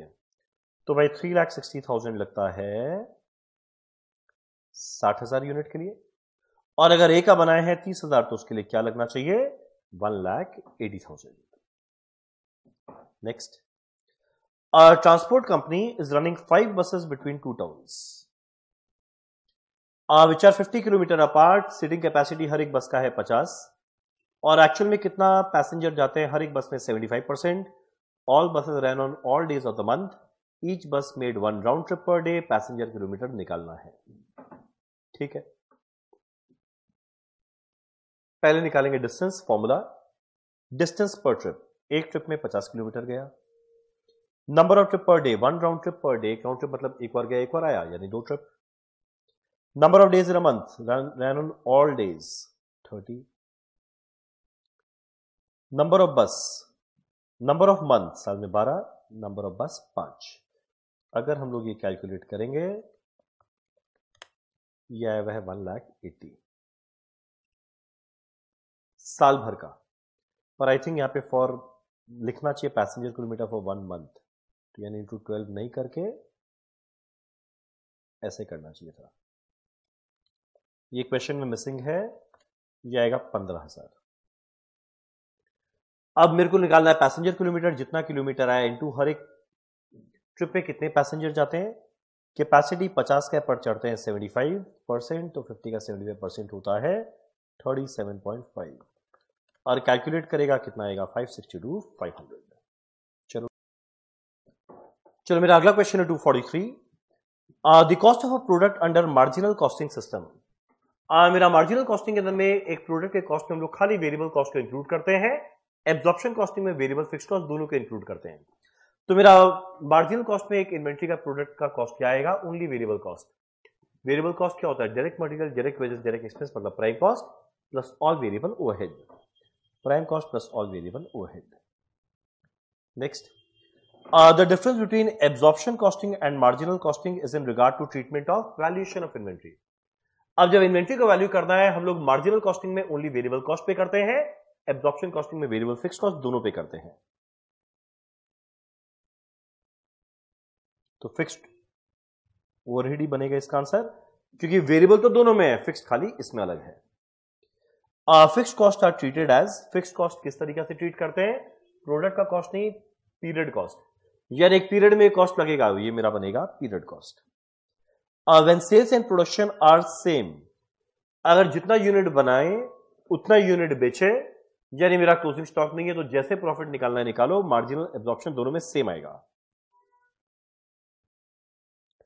पर वही अगर सेल एक्सीड प्रोडक्शन, अगर सेल ज्यादा हो जाए, यूनिट कम बनाए, यानी मेरा ओपनिंग स्टॉक बिक रहा है, और अगर ओपनिंग स्टॉक बिक रहा है, तब उस सिनेरियो में मेरा मार्जिनल कॉस्टिंग का जो प्रॉफिट है वो ज्यादा रहेगा।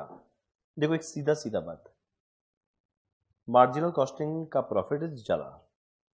Next, which of the following factor responsible for change in break even point. Break even point का formula fixed cost by contribution per unit. तो बीपी कब बदलेगा, जब फिक्स्ड कॉस्ट बदले।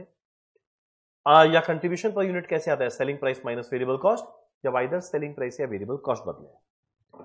सेलिंग प्राइस बदले होगा, वेरिएबल कॉस्ट बदलने पे होगा, चेंज इन फिक्स्ड कॉस्ट पे होगा, मतलब answer all of the above. मेरा वेरिएबल कॉस्ट क्या होता है, फिक्स्ड कॉस्ट का पहचान टोटल में सेम, मेरा वेरिएबल कॉस्ट का पहचान पर यूनिट सेम। तो मेरा variable cost remains fixed in total, नहीं, remains fixed per unit. Marginal costing technique follow the following basis of classification. Marginal cost में sale minus variable cost fixed cost बांटते हैं, तो जब वेरिएबल कॉस्ट फिक्स्ड कॉस्ट बांटते हैं, तो ये कौन सा बेसिस ऑफ क्लासिफिकेशन है, बिहेवियर, यानी यूनिट के चेंज होने पे कॉस्ट कैसे बिहेव करता है। PV ratio will increase, PV ratio 4 scenario में इंक्रीज होता है, जब सेलिंग प्राइस पर यूनिट बढ़े, वेरिएबल कॉस्ट पर यूनिट गिरे। अगर दोनों बढ़ रहा है, सेलिंग प्राइस वेरिएबल कॉस्ट, तो सेलिंग प्राइस ज्यादा परसेंट बढ़े। जब दोनों गिर रहा है, सेलिंग प्राइस वेरिएबल कॉस्ट ज्यादा परसेंटेज गिरे, तो पीवी रेशियो इंप्रूव होगा, फिक्स्ड कॉस्ट से फर्क नहीं पड़ता, डिक्रीज नहीं, decrease in variable cost per unit. Next, the technique of differential cost is adopted.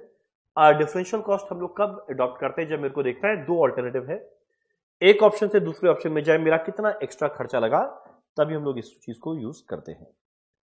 Which of the following would not be used to estimate standard direct material prices? Standard direct material prices में bulk purchase करने पे discount मिलेगा, use करेंगे। Contract, forecast, सब performance standard. Attainable standard क्या है, attainable standard का मतलब होता है वो स्टैंडर्ड जो हम लोग नॉर्मली अचीव कर सके आफ्टर कंसिडरिंग कोई भी अगर लॉस रहे, मशीन ब्रेकडाउन रहे, नॉर्मल लॉस रहे, तो which include no allowance, नहीं, which include some allowance। Budget को हम लोग शो करते हैं इन डैश टर्म्स। बजट को हम लोग कभी भी क्वालिटेटिव नहीं, क्वांटिटी के टर्म्स में निकालते हैं या मटीरियलिस्टिक निकालते हैं। Which of the following is not N example of master budget. Master budget में क्या नहीं आएगा, मेरा मास्टर बजट में क्या नहीं आएगा, मास्टर बजट में सब आता है, कैपिटल एक्सपेंडिचर आएगा, प्रोडक्शन स्केड्यूल, प्रोडक्शन स्केड्यूल मतलब किस दिन क्या बनाना है, किस दिन क्या बनाना है, तो इसमें तो कहीं नंबर्स है ही नहीं। मास्टर बजट में जहां पे भी रुपीस में कुछ आया हुआ आएगा, तो कैपिटल एक्सपेंडिचर आएगा, ये आएगा, कौन सा नहीं आएगा, प्रोडक्शन स्केड्यूल। डन। फिर अगला क्वेश्चन क्या है, which of the following is a long term budget. Long term budget क्या क्या है, मास्टर बजट वो तो हर एक साल का ही बनता है, फ्लेक्सिबल बजट एक साल का बनता है, कैश बजट भी एक क्वार्टर, एक वीक, एक महीने का बनता है, capital expenditure budget long term होता है, फिक्स एसेट का बजट है। मेरा मटेरियल की फैक्टर बनेगा, की फैक्टर का मतलब क्या, जो चीज का स्कैर्सिटी या लिमिटेशन या अवेलेबिलिटी कम रहे, तो मेरा मटेरियल की फैक्टर बनेगा अगर कोई कोटा एग्जिस्ट करे, करेक्ट, अगर कोई प्रॉब्लम ही नहीं है मटेरियल में, तो की फैक्टर नहीं बनेगा। डिमांड से मतलब नहीं है। मेरा difference between fixed cost and variable cost assume significance in preparation of following budget. मेरा फिक्स्ड कॉस्ट और वेरिएबल कॉस्ट बड़ा इंपॉर्टेंट अलग से आइडेंटिफाई करना अगर मुझे फ्लेक्सिबल बजट बनाना है।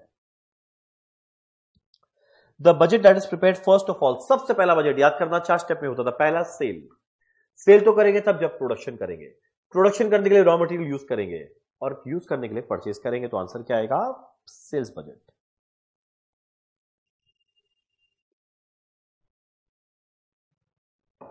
सेल बजट क्या चीज का एग्जांपल है? ये 4 हम एग्जांपल जो दिया था फंक्शनल बजट का होता है, ये फंक्शनल बजट है। When a company wants to prepare factory overhead budget in which the estimated costs are directly derived from estimate of activity level, which of the following budget should be prepared? कौन सा budget बनाना चाहिए? कभी भी जीवन में fix नहीं बनाना चाहिए, हमेशा flexible. Which of the following budget facilitate classification of fixed and variable cost? Fixed and variable किस में बांटते हैं? फ्लेक्सिबल में। जस्ट क्वेश्चन आया। Entire budget organization is controlled and headed by a senior executive. जो सीनियर एग्जीक्यूटिव है उसका नाम क्या है? जो बजट को पूरा का पूरा मैनेज करता है, नाम खुद बता रहा है, बजट कंट्रोलर। कौन सा लॉन्ग टर्म बजट है? अभी जस्ट सेम ऐसा क्वेश्चन आया था। लॉन्ग टर्म बजट कौन सा है? सेम क्वेश्चन है, कैपिटल बजट। फ्लेक्सिबल बजट के अंदर में क्या करना है भाई? एक ही चीज बार बार, फिक्स्ड वेरिएबल सेमी वेरिएबल में बांटना है। मेरा difference between fixed and flexible क्या है? वही सेम बात। फिक्स्ड बजट के अंदर में हम लोग फिक्स्ड वेरिएबल सेमी वेरिएबल नहीं बांटते हैं, जबकि फ्लेक्सिबल में बांटते हैं। Which of the following is not a reason for idle time variance? इसमें किस वजह से आइडल टाइम वेरिएंस नहीं हुआ? वेज रेट बढ़ेगा तो आइडल टाइम क्यों होगा? मशीन टूट गया, वर्कर आइडल हो गया। वर्कर का इंजरी हो गया, वर्कर आइडल हो गया। मटेरियल नहीं आया, वर्कर आइडल हो गया। तो ये तीनों सिनेरियो में वर्कर आइडल होगा, इसमें नहीं होगा। अब एक क्वेश्चन आ गया।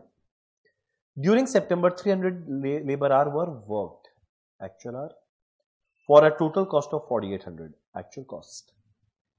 मेरा वेरिएबल ओवरहेड एक्सपेंडिचर वेरिएंस था इतना, मुझे निकालना है standard cost per labour hour, यानी स्टैंडर्ड रेट कितना। एक्सपेंडिचर बजट का फॉर्मूला होता है SR minus AR into actual hour. जो दिया हुआ है 600 एडवर्स मतलब minus. Standard cost per hour निकालना है, यानी SR निकालना है। एक्चुअल रेट कैसे मिलेगा? एक्चुअल कॉस्ट 4800 था, एक्चुअल आर 300 था, डिवाइड करते कितना आएगा? 16। एक्चुअल आर कितना है? 300 इज इक्वल टू माइनस 600। अगर तुम लोग इसको सॉल्व करेगा तो भैया सॉल्व करके देखिए, डिवाइड होगा तो -2 बन जाएगा 40।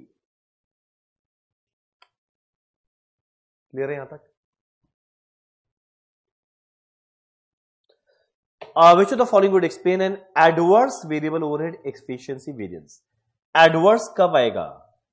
एडवर्स एफिशिएंसी यानी वर्कर का क्वालिटी खराब रहे तब जनरली आएगा। Employ were of lower skill level तब आएगा। अनएक्सपेक्टेड आइडल टाइम हो, इससे वेरिएबल ओवरहेड वेरिएंस को फर्क नहीं पड़ता।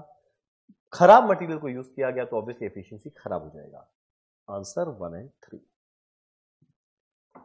मेरा बजटेड सेल दिया हुआ है 18,000। पहला स्टेप सेल 18,000।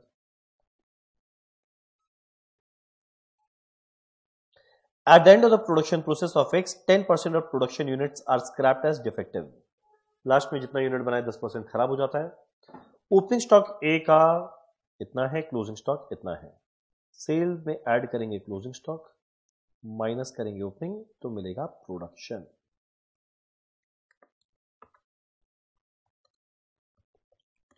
यह है 14,400। पर क्वेश्चन में क्या लिखा है? जितना भी यूनिट बनाएंगे उसका 10% खराब होता है। सर मान लो 100 यूनिट बनाएंगे, 10% खराब होगा, मतलब गुड यूनिट 90 चाहिए, यानी पता है ये 90 के बराबर है, तो 100 का वर्थ कितना आएगा? 14,400 बाय 90 इंटू 100 कितना मिलेगा? 16,000। परफेक्ट। सीजी कंपनी मैन्युफैक्चर करता है single product T. Budgeted production of T दिया हुआ है इतना यूनिट, प्रोडक्शन दिया हुआ है।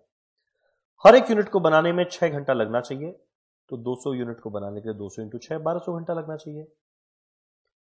अगला सीजी कंपनी एंटिसिपेट करता है 20% आइडल टाइम हो जाएगा। लेबर को देना है 7 रुपए के रेट में, तो मेरा टूल मिलाकर लेबर कॉस्ट कितना आएगा? तो 1200 इंटू 7 8,400। इतना लगना चाहिए, पर 20% आइडल टाइम होगा तो इसका 20% निकालो।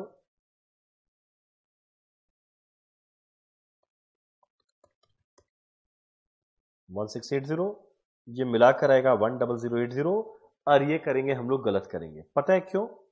रीजन क्या है? मेरे को अगर 6 घंटा लगना चाहिए तो ये आइडल टाइम माइनस होने के बाद आया है, और अगर 20% आइडल टाइम है यानी 100 घंटा काम किया, 20 आइडल टाइम होके ये 80 के बराबर बचा। यानी पता है ये अगर 80 के बराबर है तो टोटल आर 100 का वैल्यू कितना आएगा? ऐसे निकालेंगे, ये आएगा 10,500।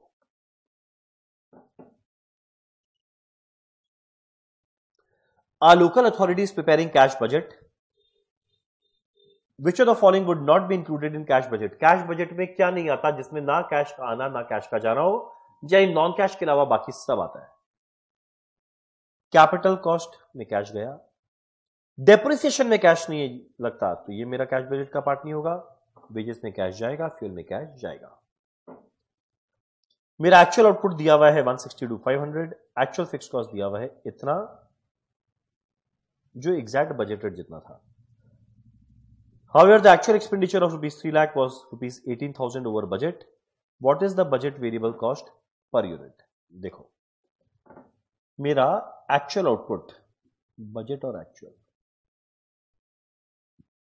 Actual output of 162,500 units, actual fixed cost है 87,000, जो एग्जैक्ट वही था जो बजट था।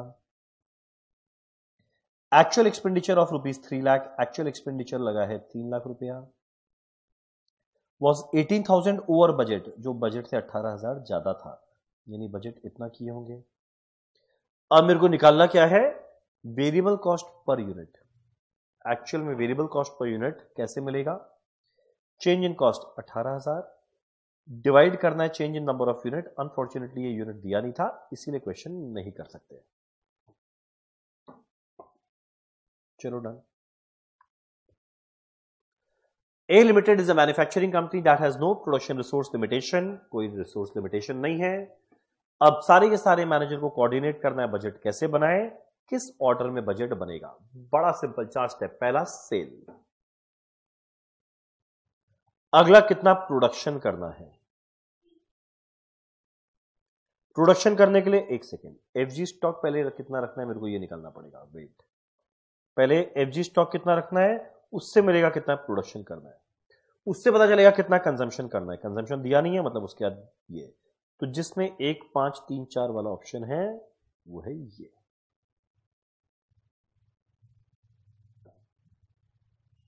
चलो डन। तो इस तरीके से हम लोग इस टाइप का क्वेश्चंस करना है। चलो, company makes a single product and इनकर फिक्स्ड कॉस्ट ऑफ 30,000। मेरा वेरिएबल कॉस्ट पर यूनिट दिया है 5 और हर एक यूनिट का सेलिंग प्राइस दिया है 15। बीपी निकालना है। बीपी का फॉर्मूला क्या? Fixed cost by contribution per unit. मेरा फिक्स्ड कॉस्ट कितना है? 30,000। कंट्रीब्यूशन पर यूनिट कैसे मिलेगा? Selling price minus variable cost. Selling price है 15, वेरिएबल कॉस्ट है 5, 15 माइनस 5 10, 30,000 बाय 10 कितना आएगा? 3,000 यूनिट।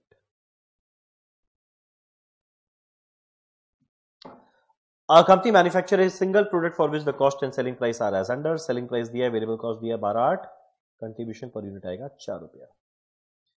फिक्स्ड कॉस्ट दिया हुआ है, बजटेड सेल दिया हुआ है, margin of safety express as a percentage of budgeted sale. Margin of safety निकालना है।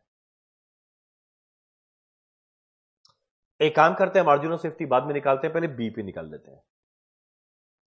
बीपी का formula fixed cost by contribution per unit. Fixed cost 98,000, contribution per unit 4, 98,000 divide by 4 आएगा 24,500। अब ये बीपी कितना परसेंट है सेल का, जरा देखो तो। 24,500 डिवाइडेड बाय 30,000, ये मिलेगा 81.67%।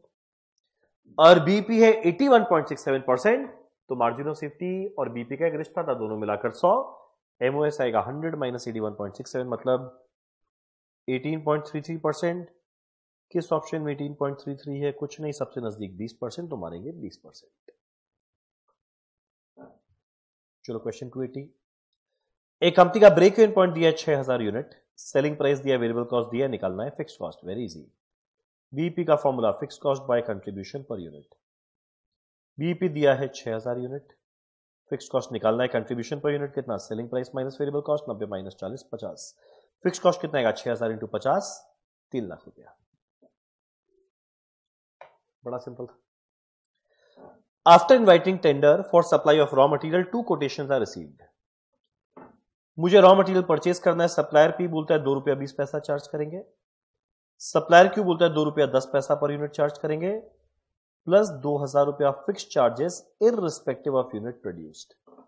जितना यूनिट बनाना है बनाओ, हम तो 2000 रुपया और चार्ज करेंगे यानी इतना वेरिएबल है, इतना फिक्स कॉस्ट। अब मेरे को निकालना है कितना क्वांटिटी ऑर्डर करें ताकि परचेज प्राइस पर यूनिट दोनों में सेम हो जाए। मान लेते कितना यूनिट बना ऑर्डर करेंगे x, तो हर एक यूनिट में 2.2 लगा तो यहां लगेगा 2.2x, यहां पे हर एक यूनिट में 2.1 लगा तो 2.1x लगेगा, संग में फिक्स कॉस्ट भी लगेगा। और दोनों में कॉस्ट सेम कब रहेगा, जब ये इक्वेशन सॉल्व हो जाए।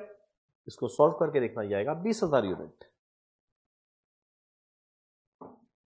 नेक्स्ट, मेरा cost per unit of a product दिया हुआ है 160, जिसमें 75% वेरिएबल है, तो रुपीस पर यूनिट। 160 का 75% वेरिएबल है यानी 120 रुपया वेरिएबल है, तो फिक्स कॉस्ट आया 40। पर कभी फिक्स कॉस्ट को पर यूनिट नहीं, टोटल में रखना। टोटल में रखने के लिए यूनिट से मल्टीप्लाई कर, 40 इंटू 10,000 होता है 4 लाख।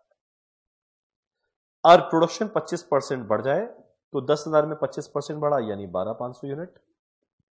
तब मेरा कॉस्ट पर यूनिट क्या लगेगा, तो देखो जो मेरा वेरिएबल कॉस्ट है वो पर यूनिट तो सेम लगेगा। एक यूनिट का 120 तो 12,500 में 12,500 into 120,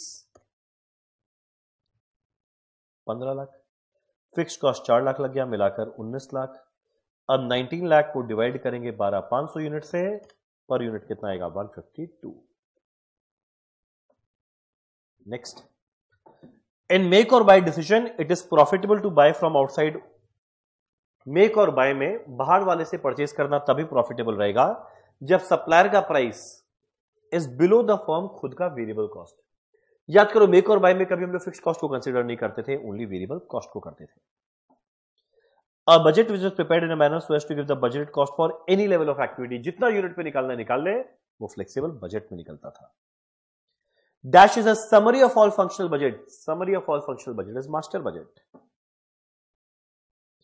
Dash is a detailed budget of cash receipt and cash expenditure. कितना कैश आया, कितना कैश गया, ये बजट कौन बनाता है, कैश बजट। बहुत सारा इंफॉर्मेशन दिया है, fix cost, variable, semi variable output.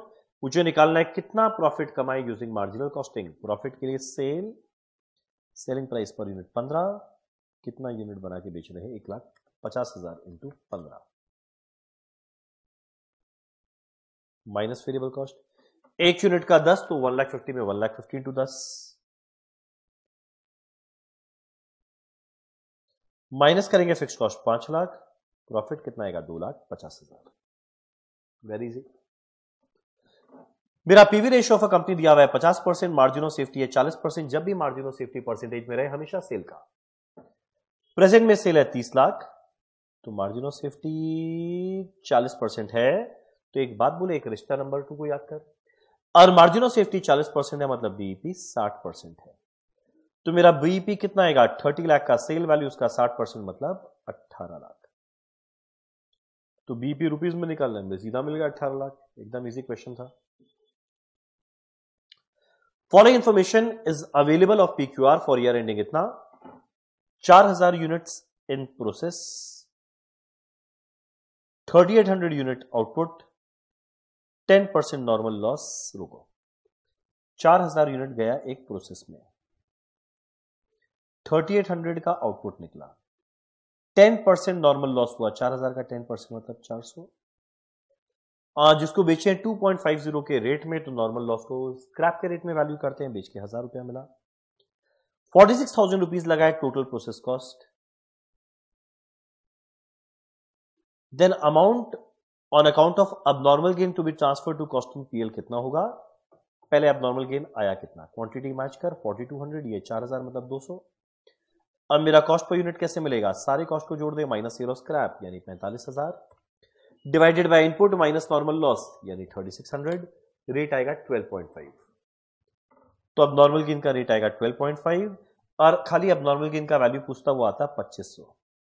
पर पूछा है पीएल में कितना जाएगा, तो पीएल में कितना जाएगा 200 यूनिट इंटू 12.5 रेट था, माइनस करेंगे कचरे का रेट है 2.5, कितना आएगा 2000 रुपया। आंसर आना चाहिए 2000। ठीक है, तुम लोग इसमें सेस्टेड में 2500 लिखा हो, गलत है। पीएल में तो 2000 जाएगा, खाली अब नॉर्मल गेन का वैल्यू पूछता तो 2500 होता। In element wise classification of overhead which one of the following is not included. Element wise, direct indirect, तो इनडायरेक्ट इनडायरेक्ट इनडायरेक्ट रहेगा, fixed overhead. When sale increase from इतना टू इतना, तो change in cell है 40,000 से 60,000 यानी 20,000। Profit increase by 5,000, change in profit दिया है। पीवी रेशियो का फॉर्मूला क्या, change in profit divide by change in sale into 100, कितना आएगा 25%। एक्टिविटी बेस्ड कॉस्टिंग में cost are accumulated by activity, such accumulated amounts are called. Activity based costing आपके syllabus में नहीं है, तो ये सब करने की जरूरत नहीं है। चलो डन। चलो इसी के साथ जो हमारा पेपर 8 है उसका जो जितना एमसीक्यू था वो सारा का सारा पोर्शन होता है खत्म।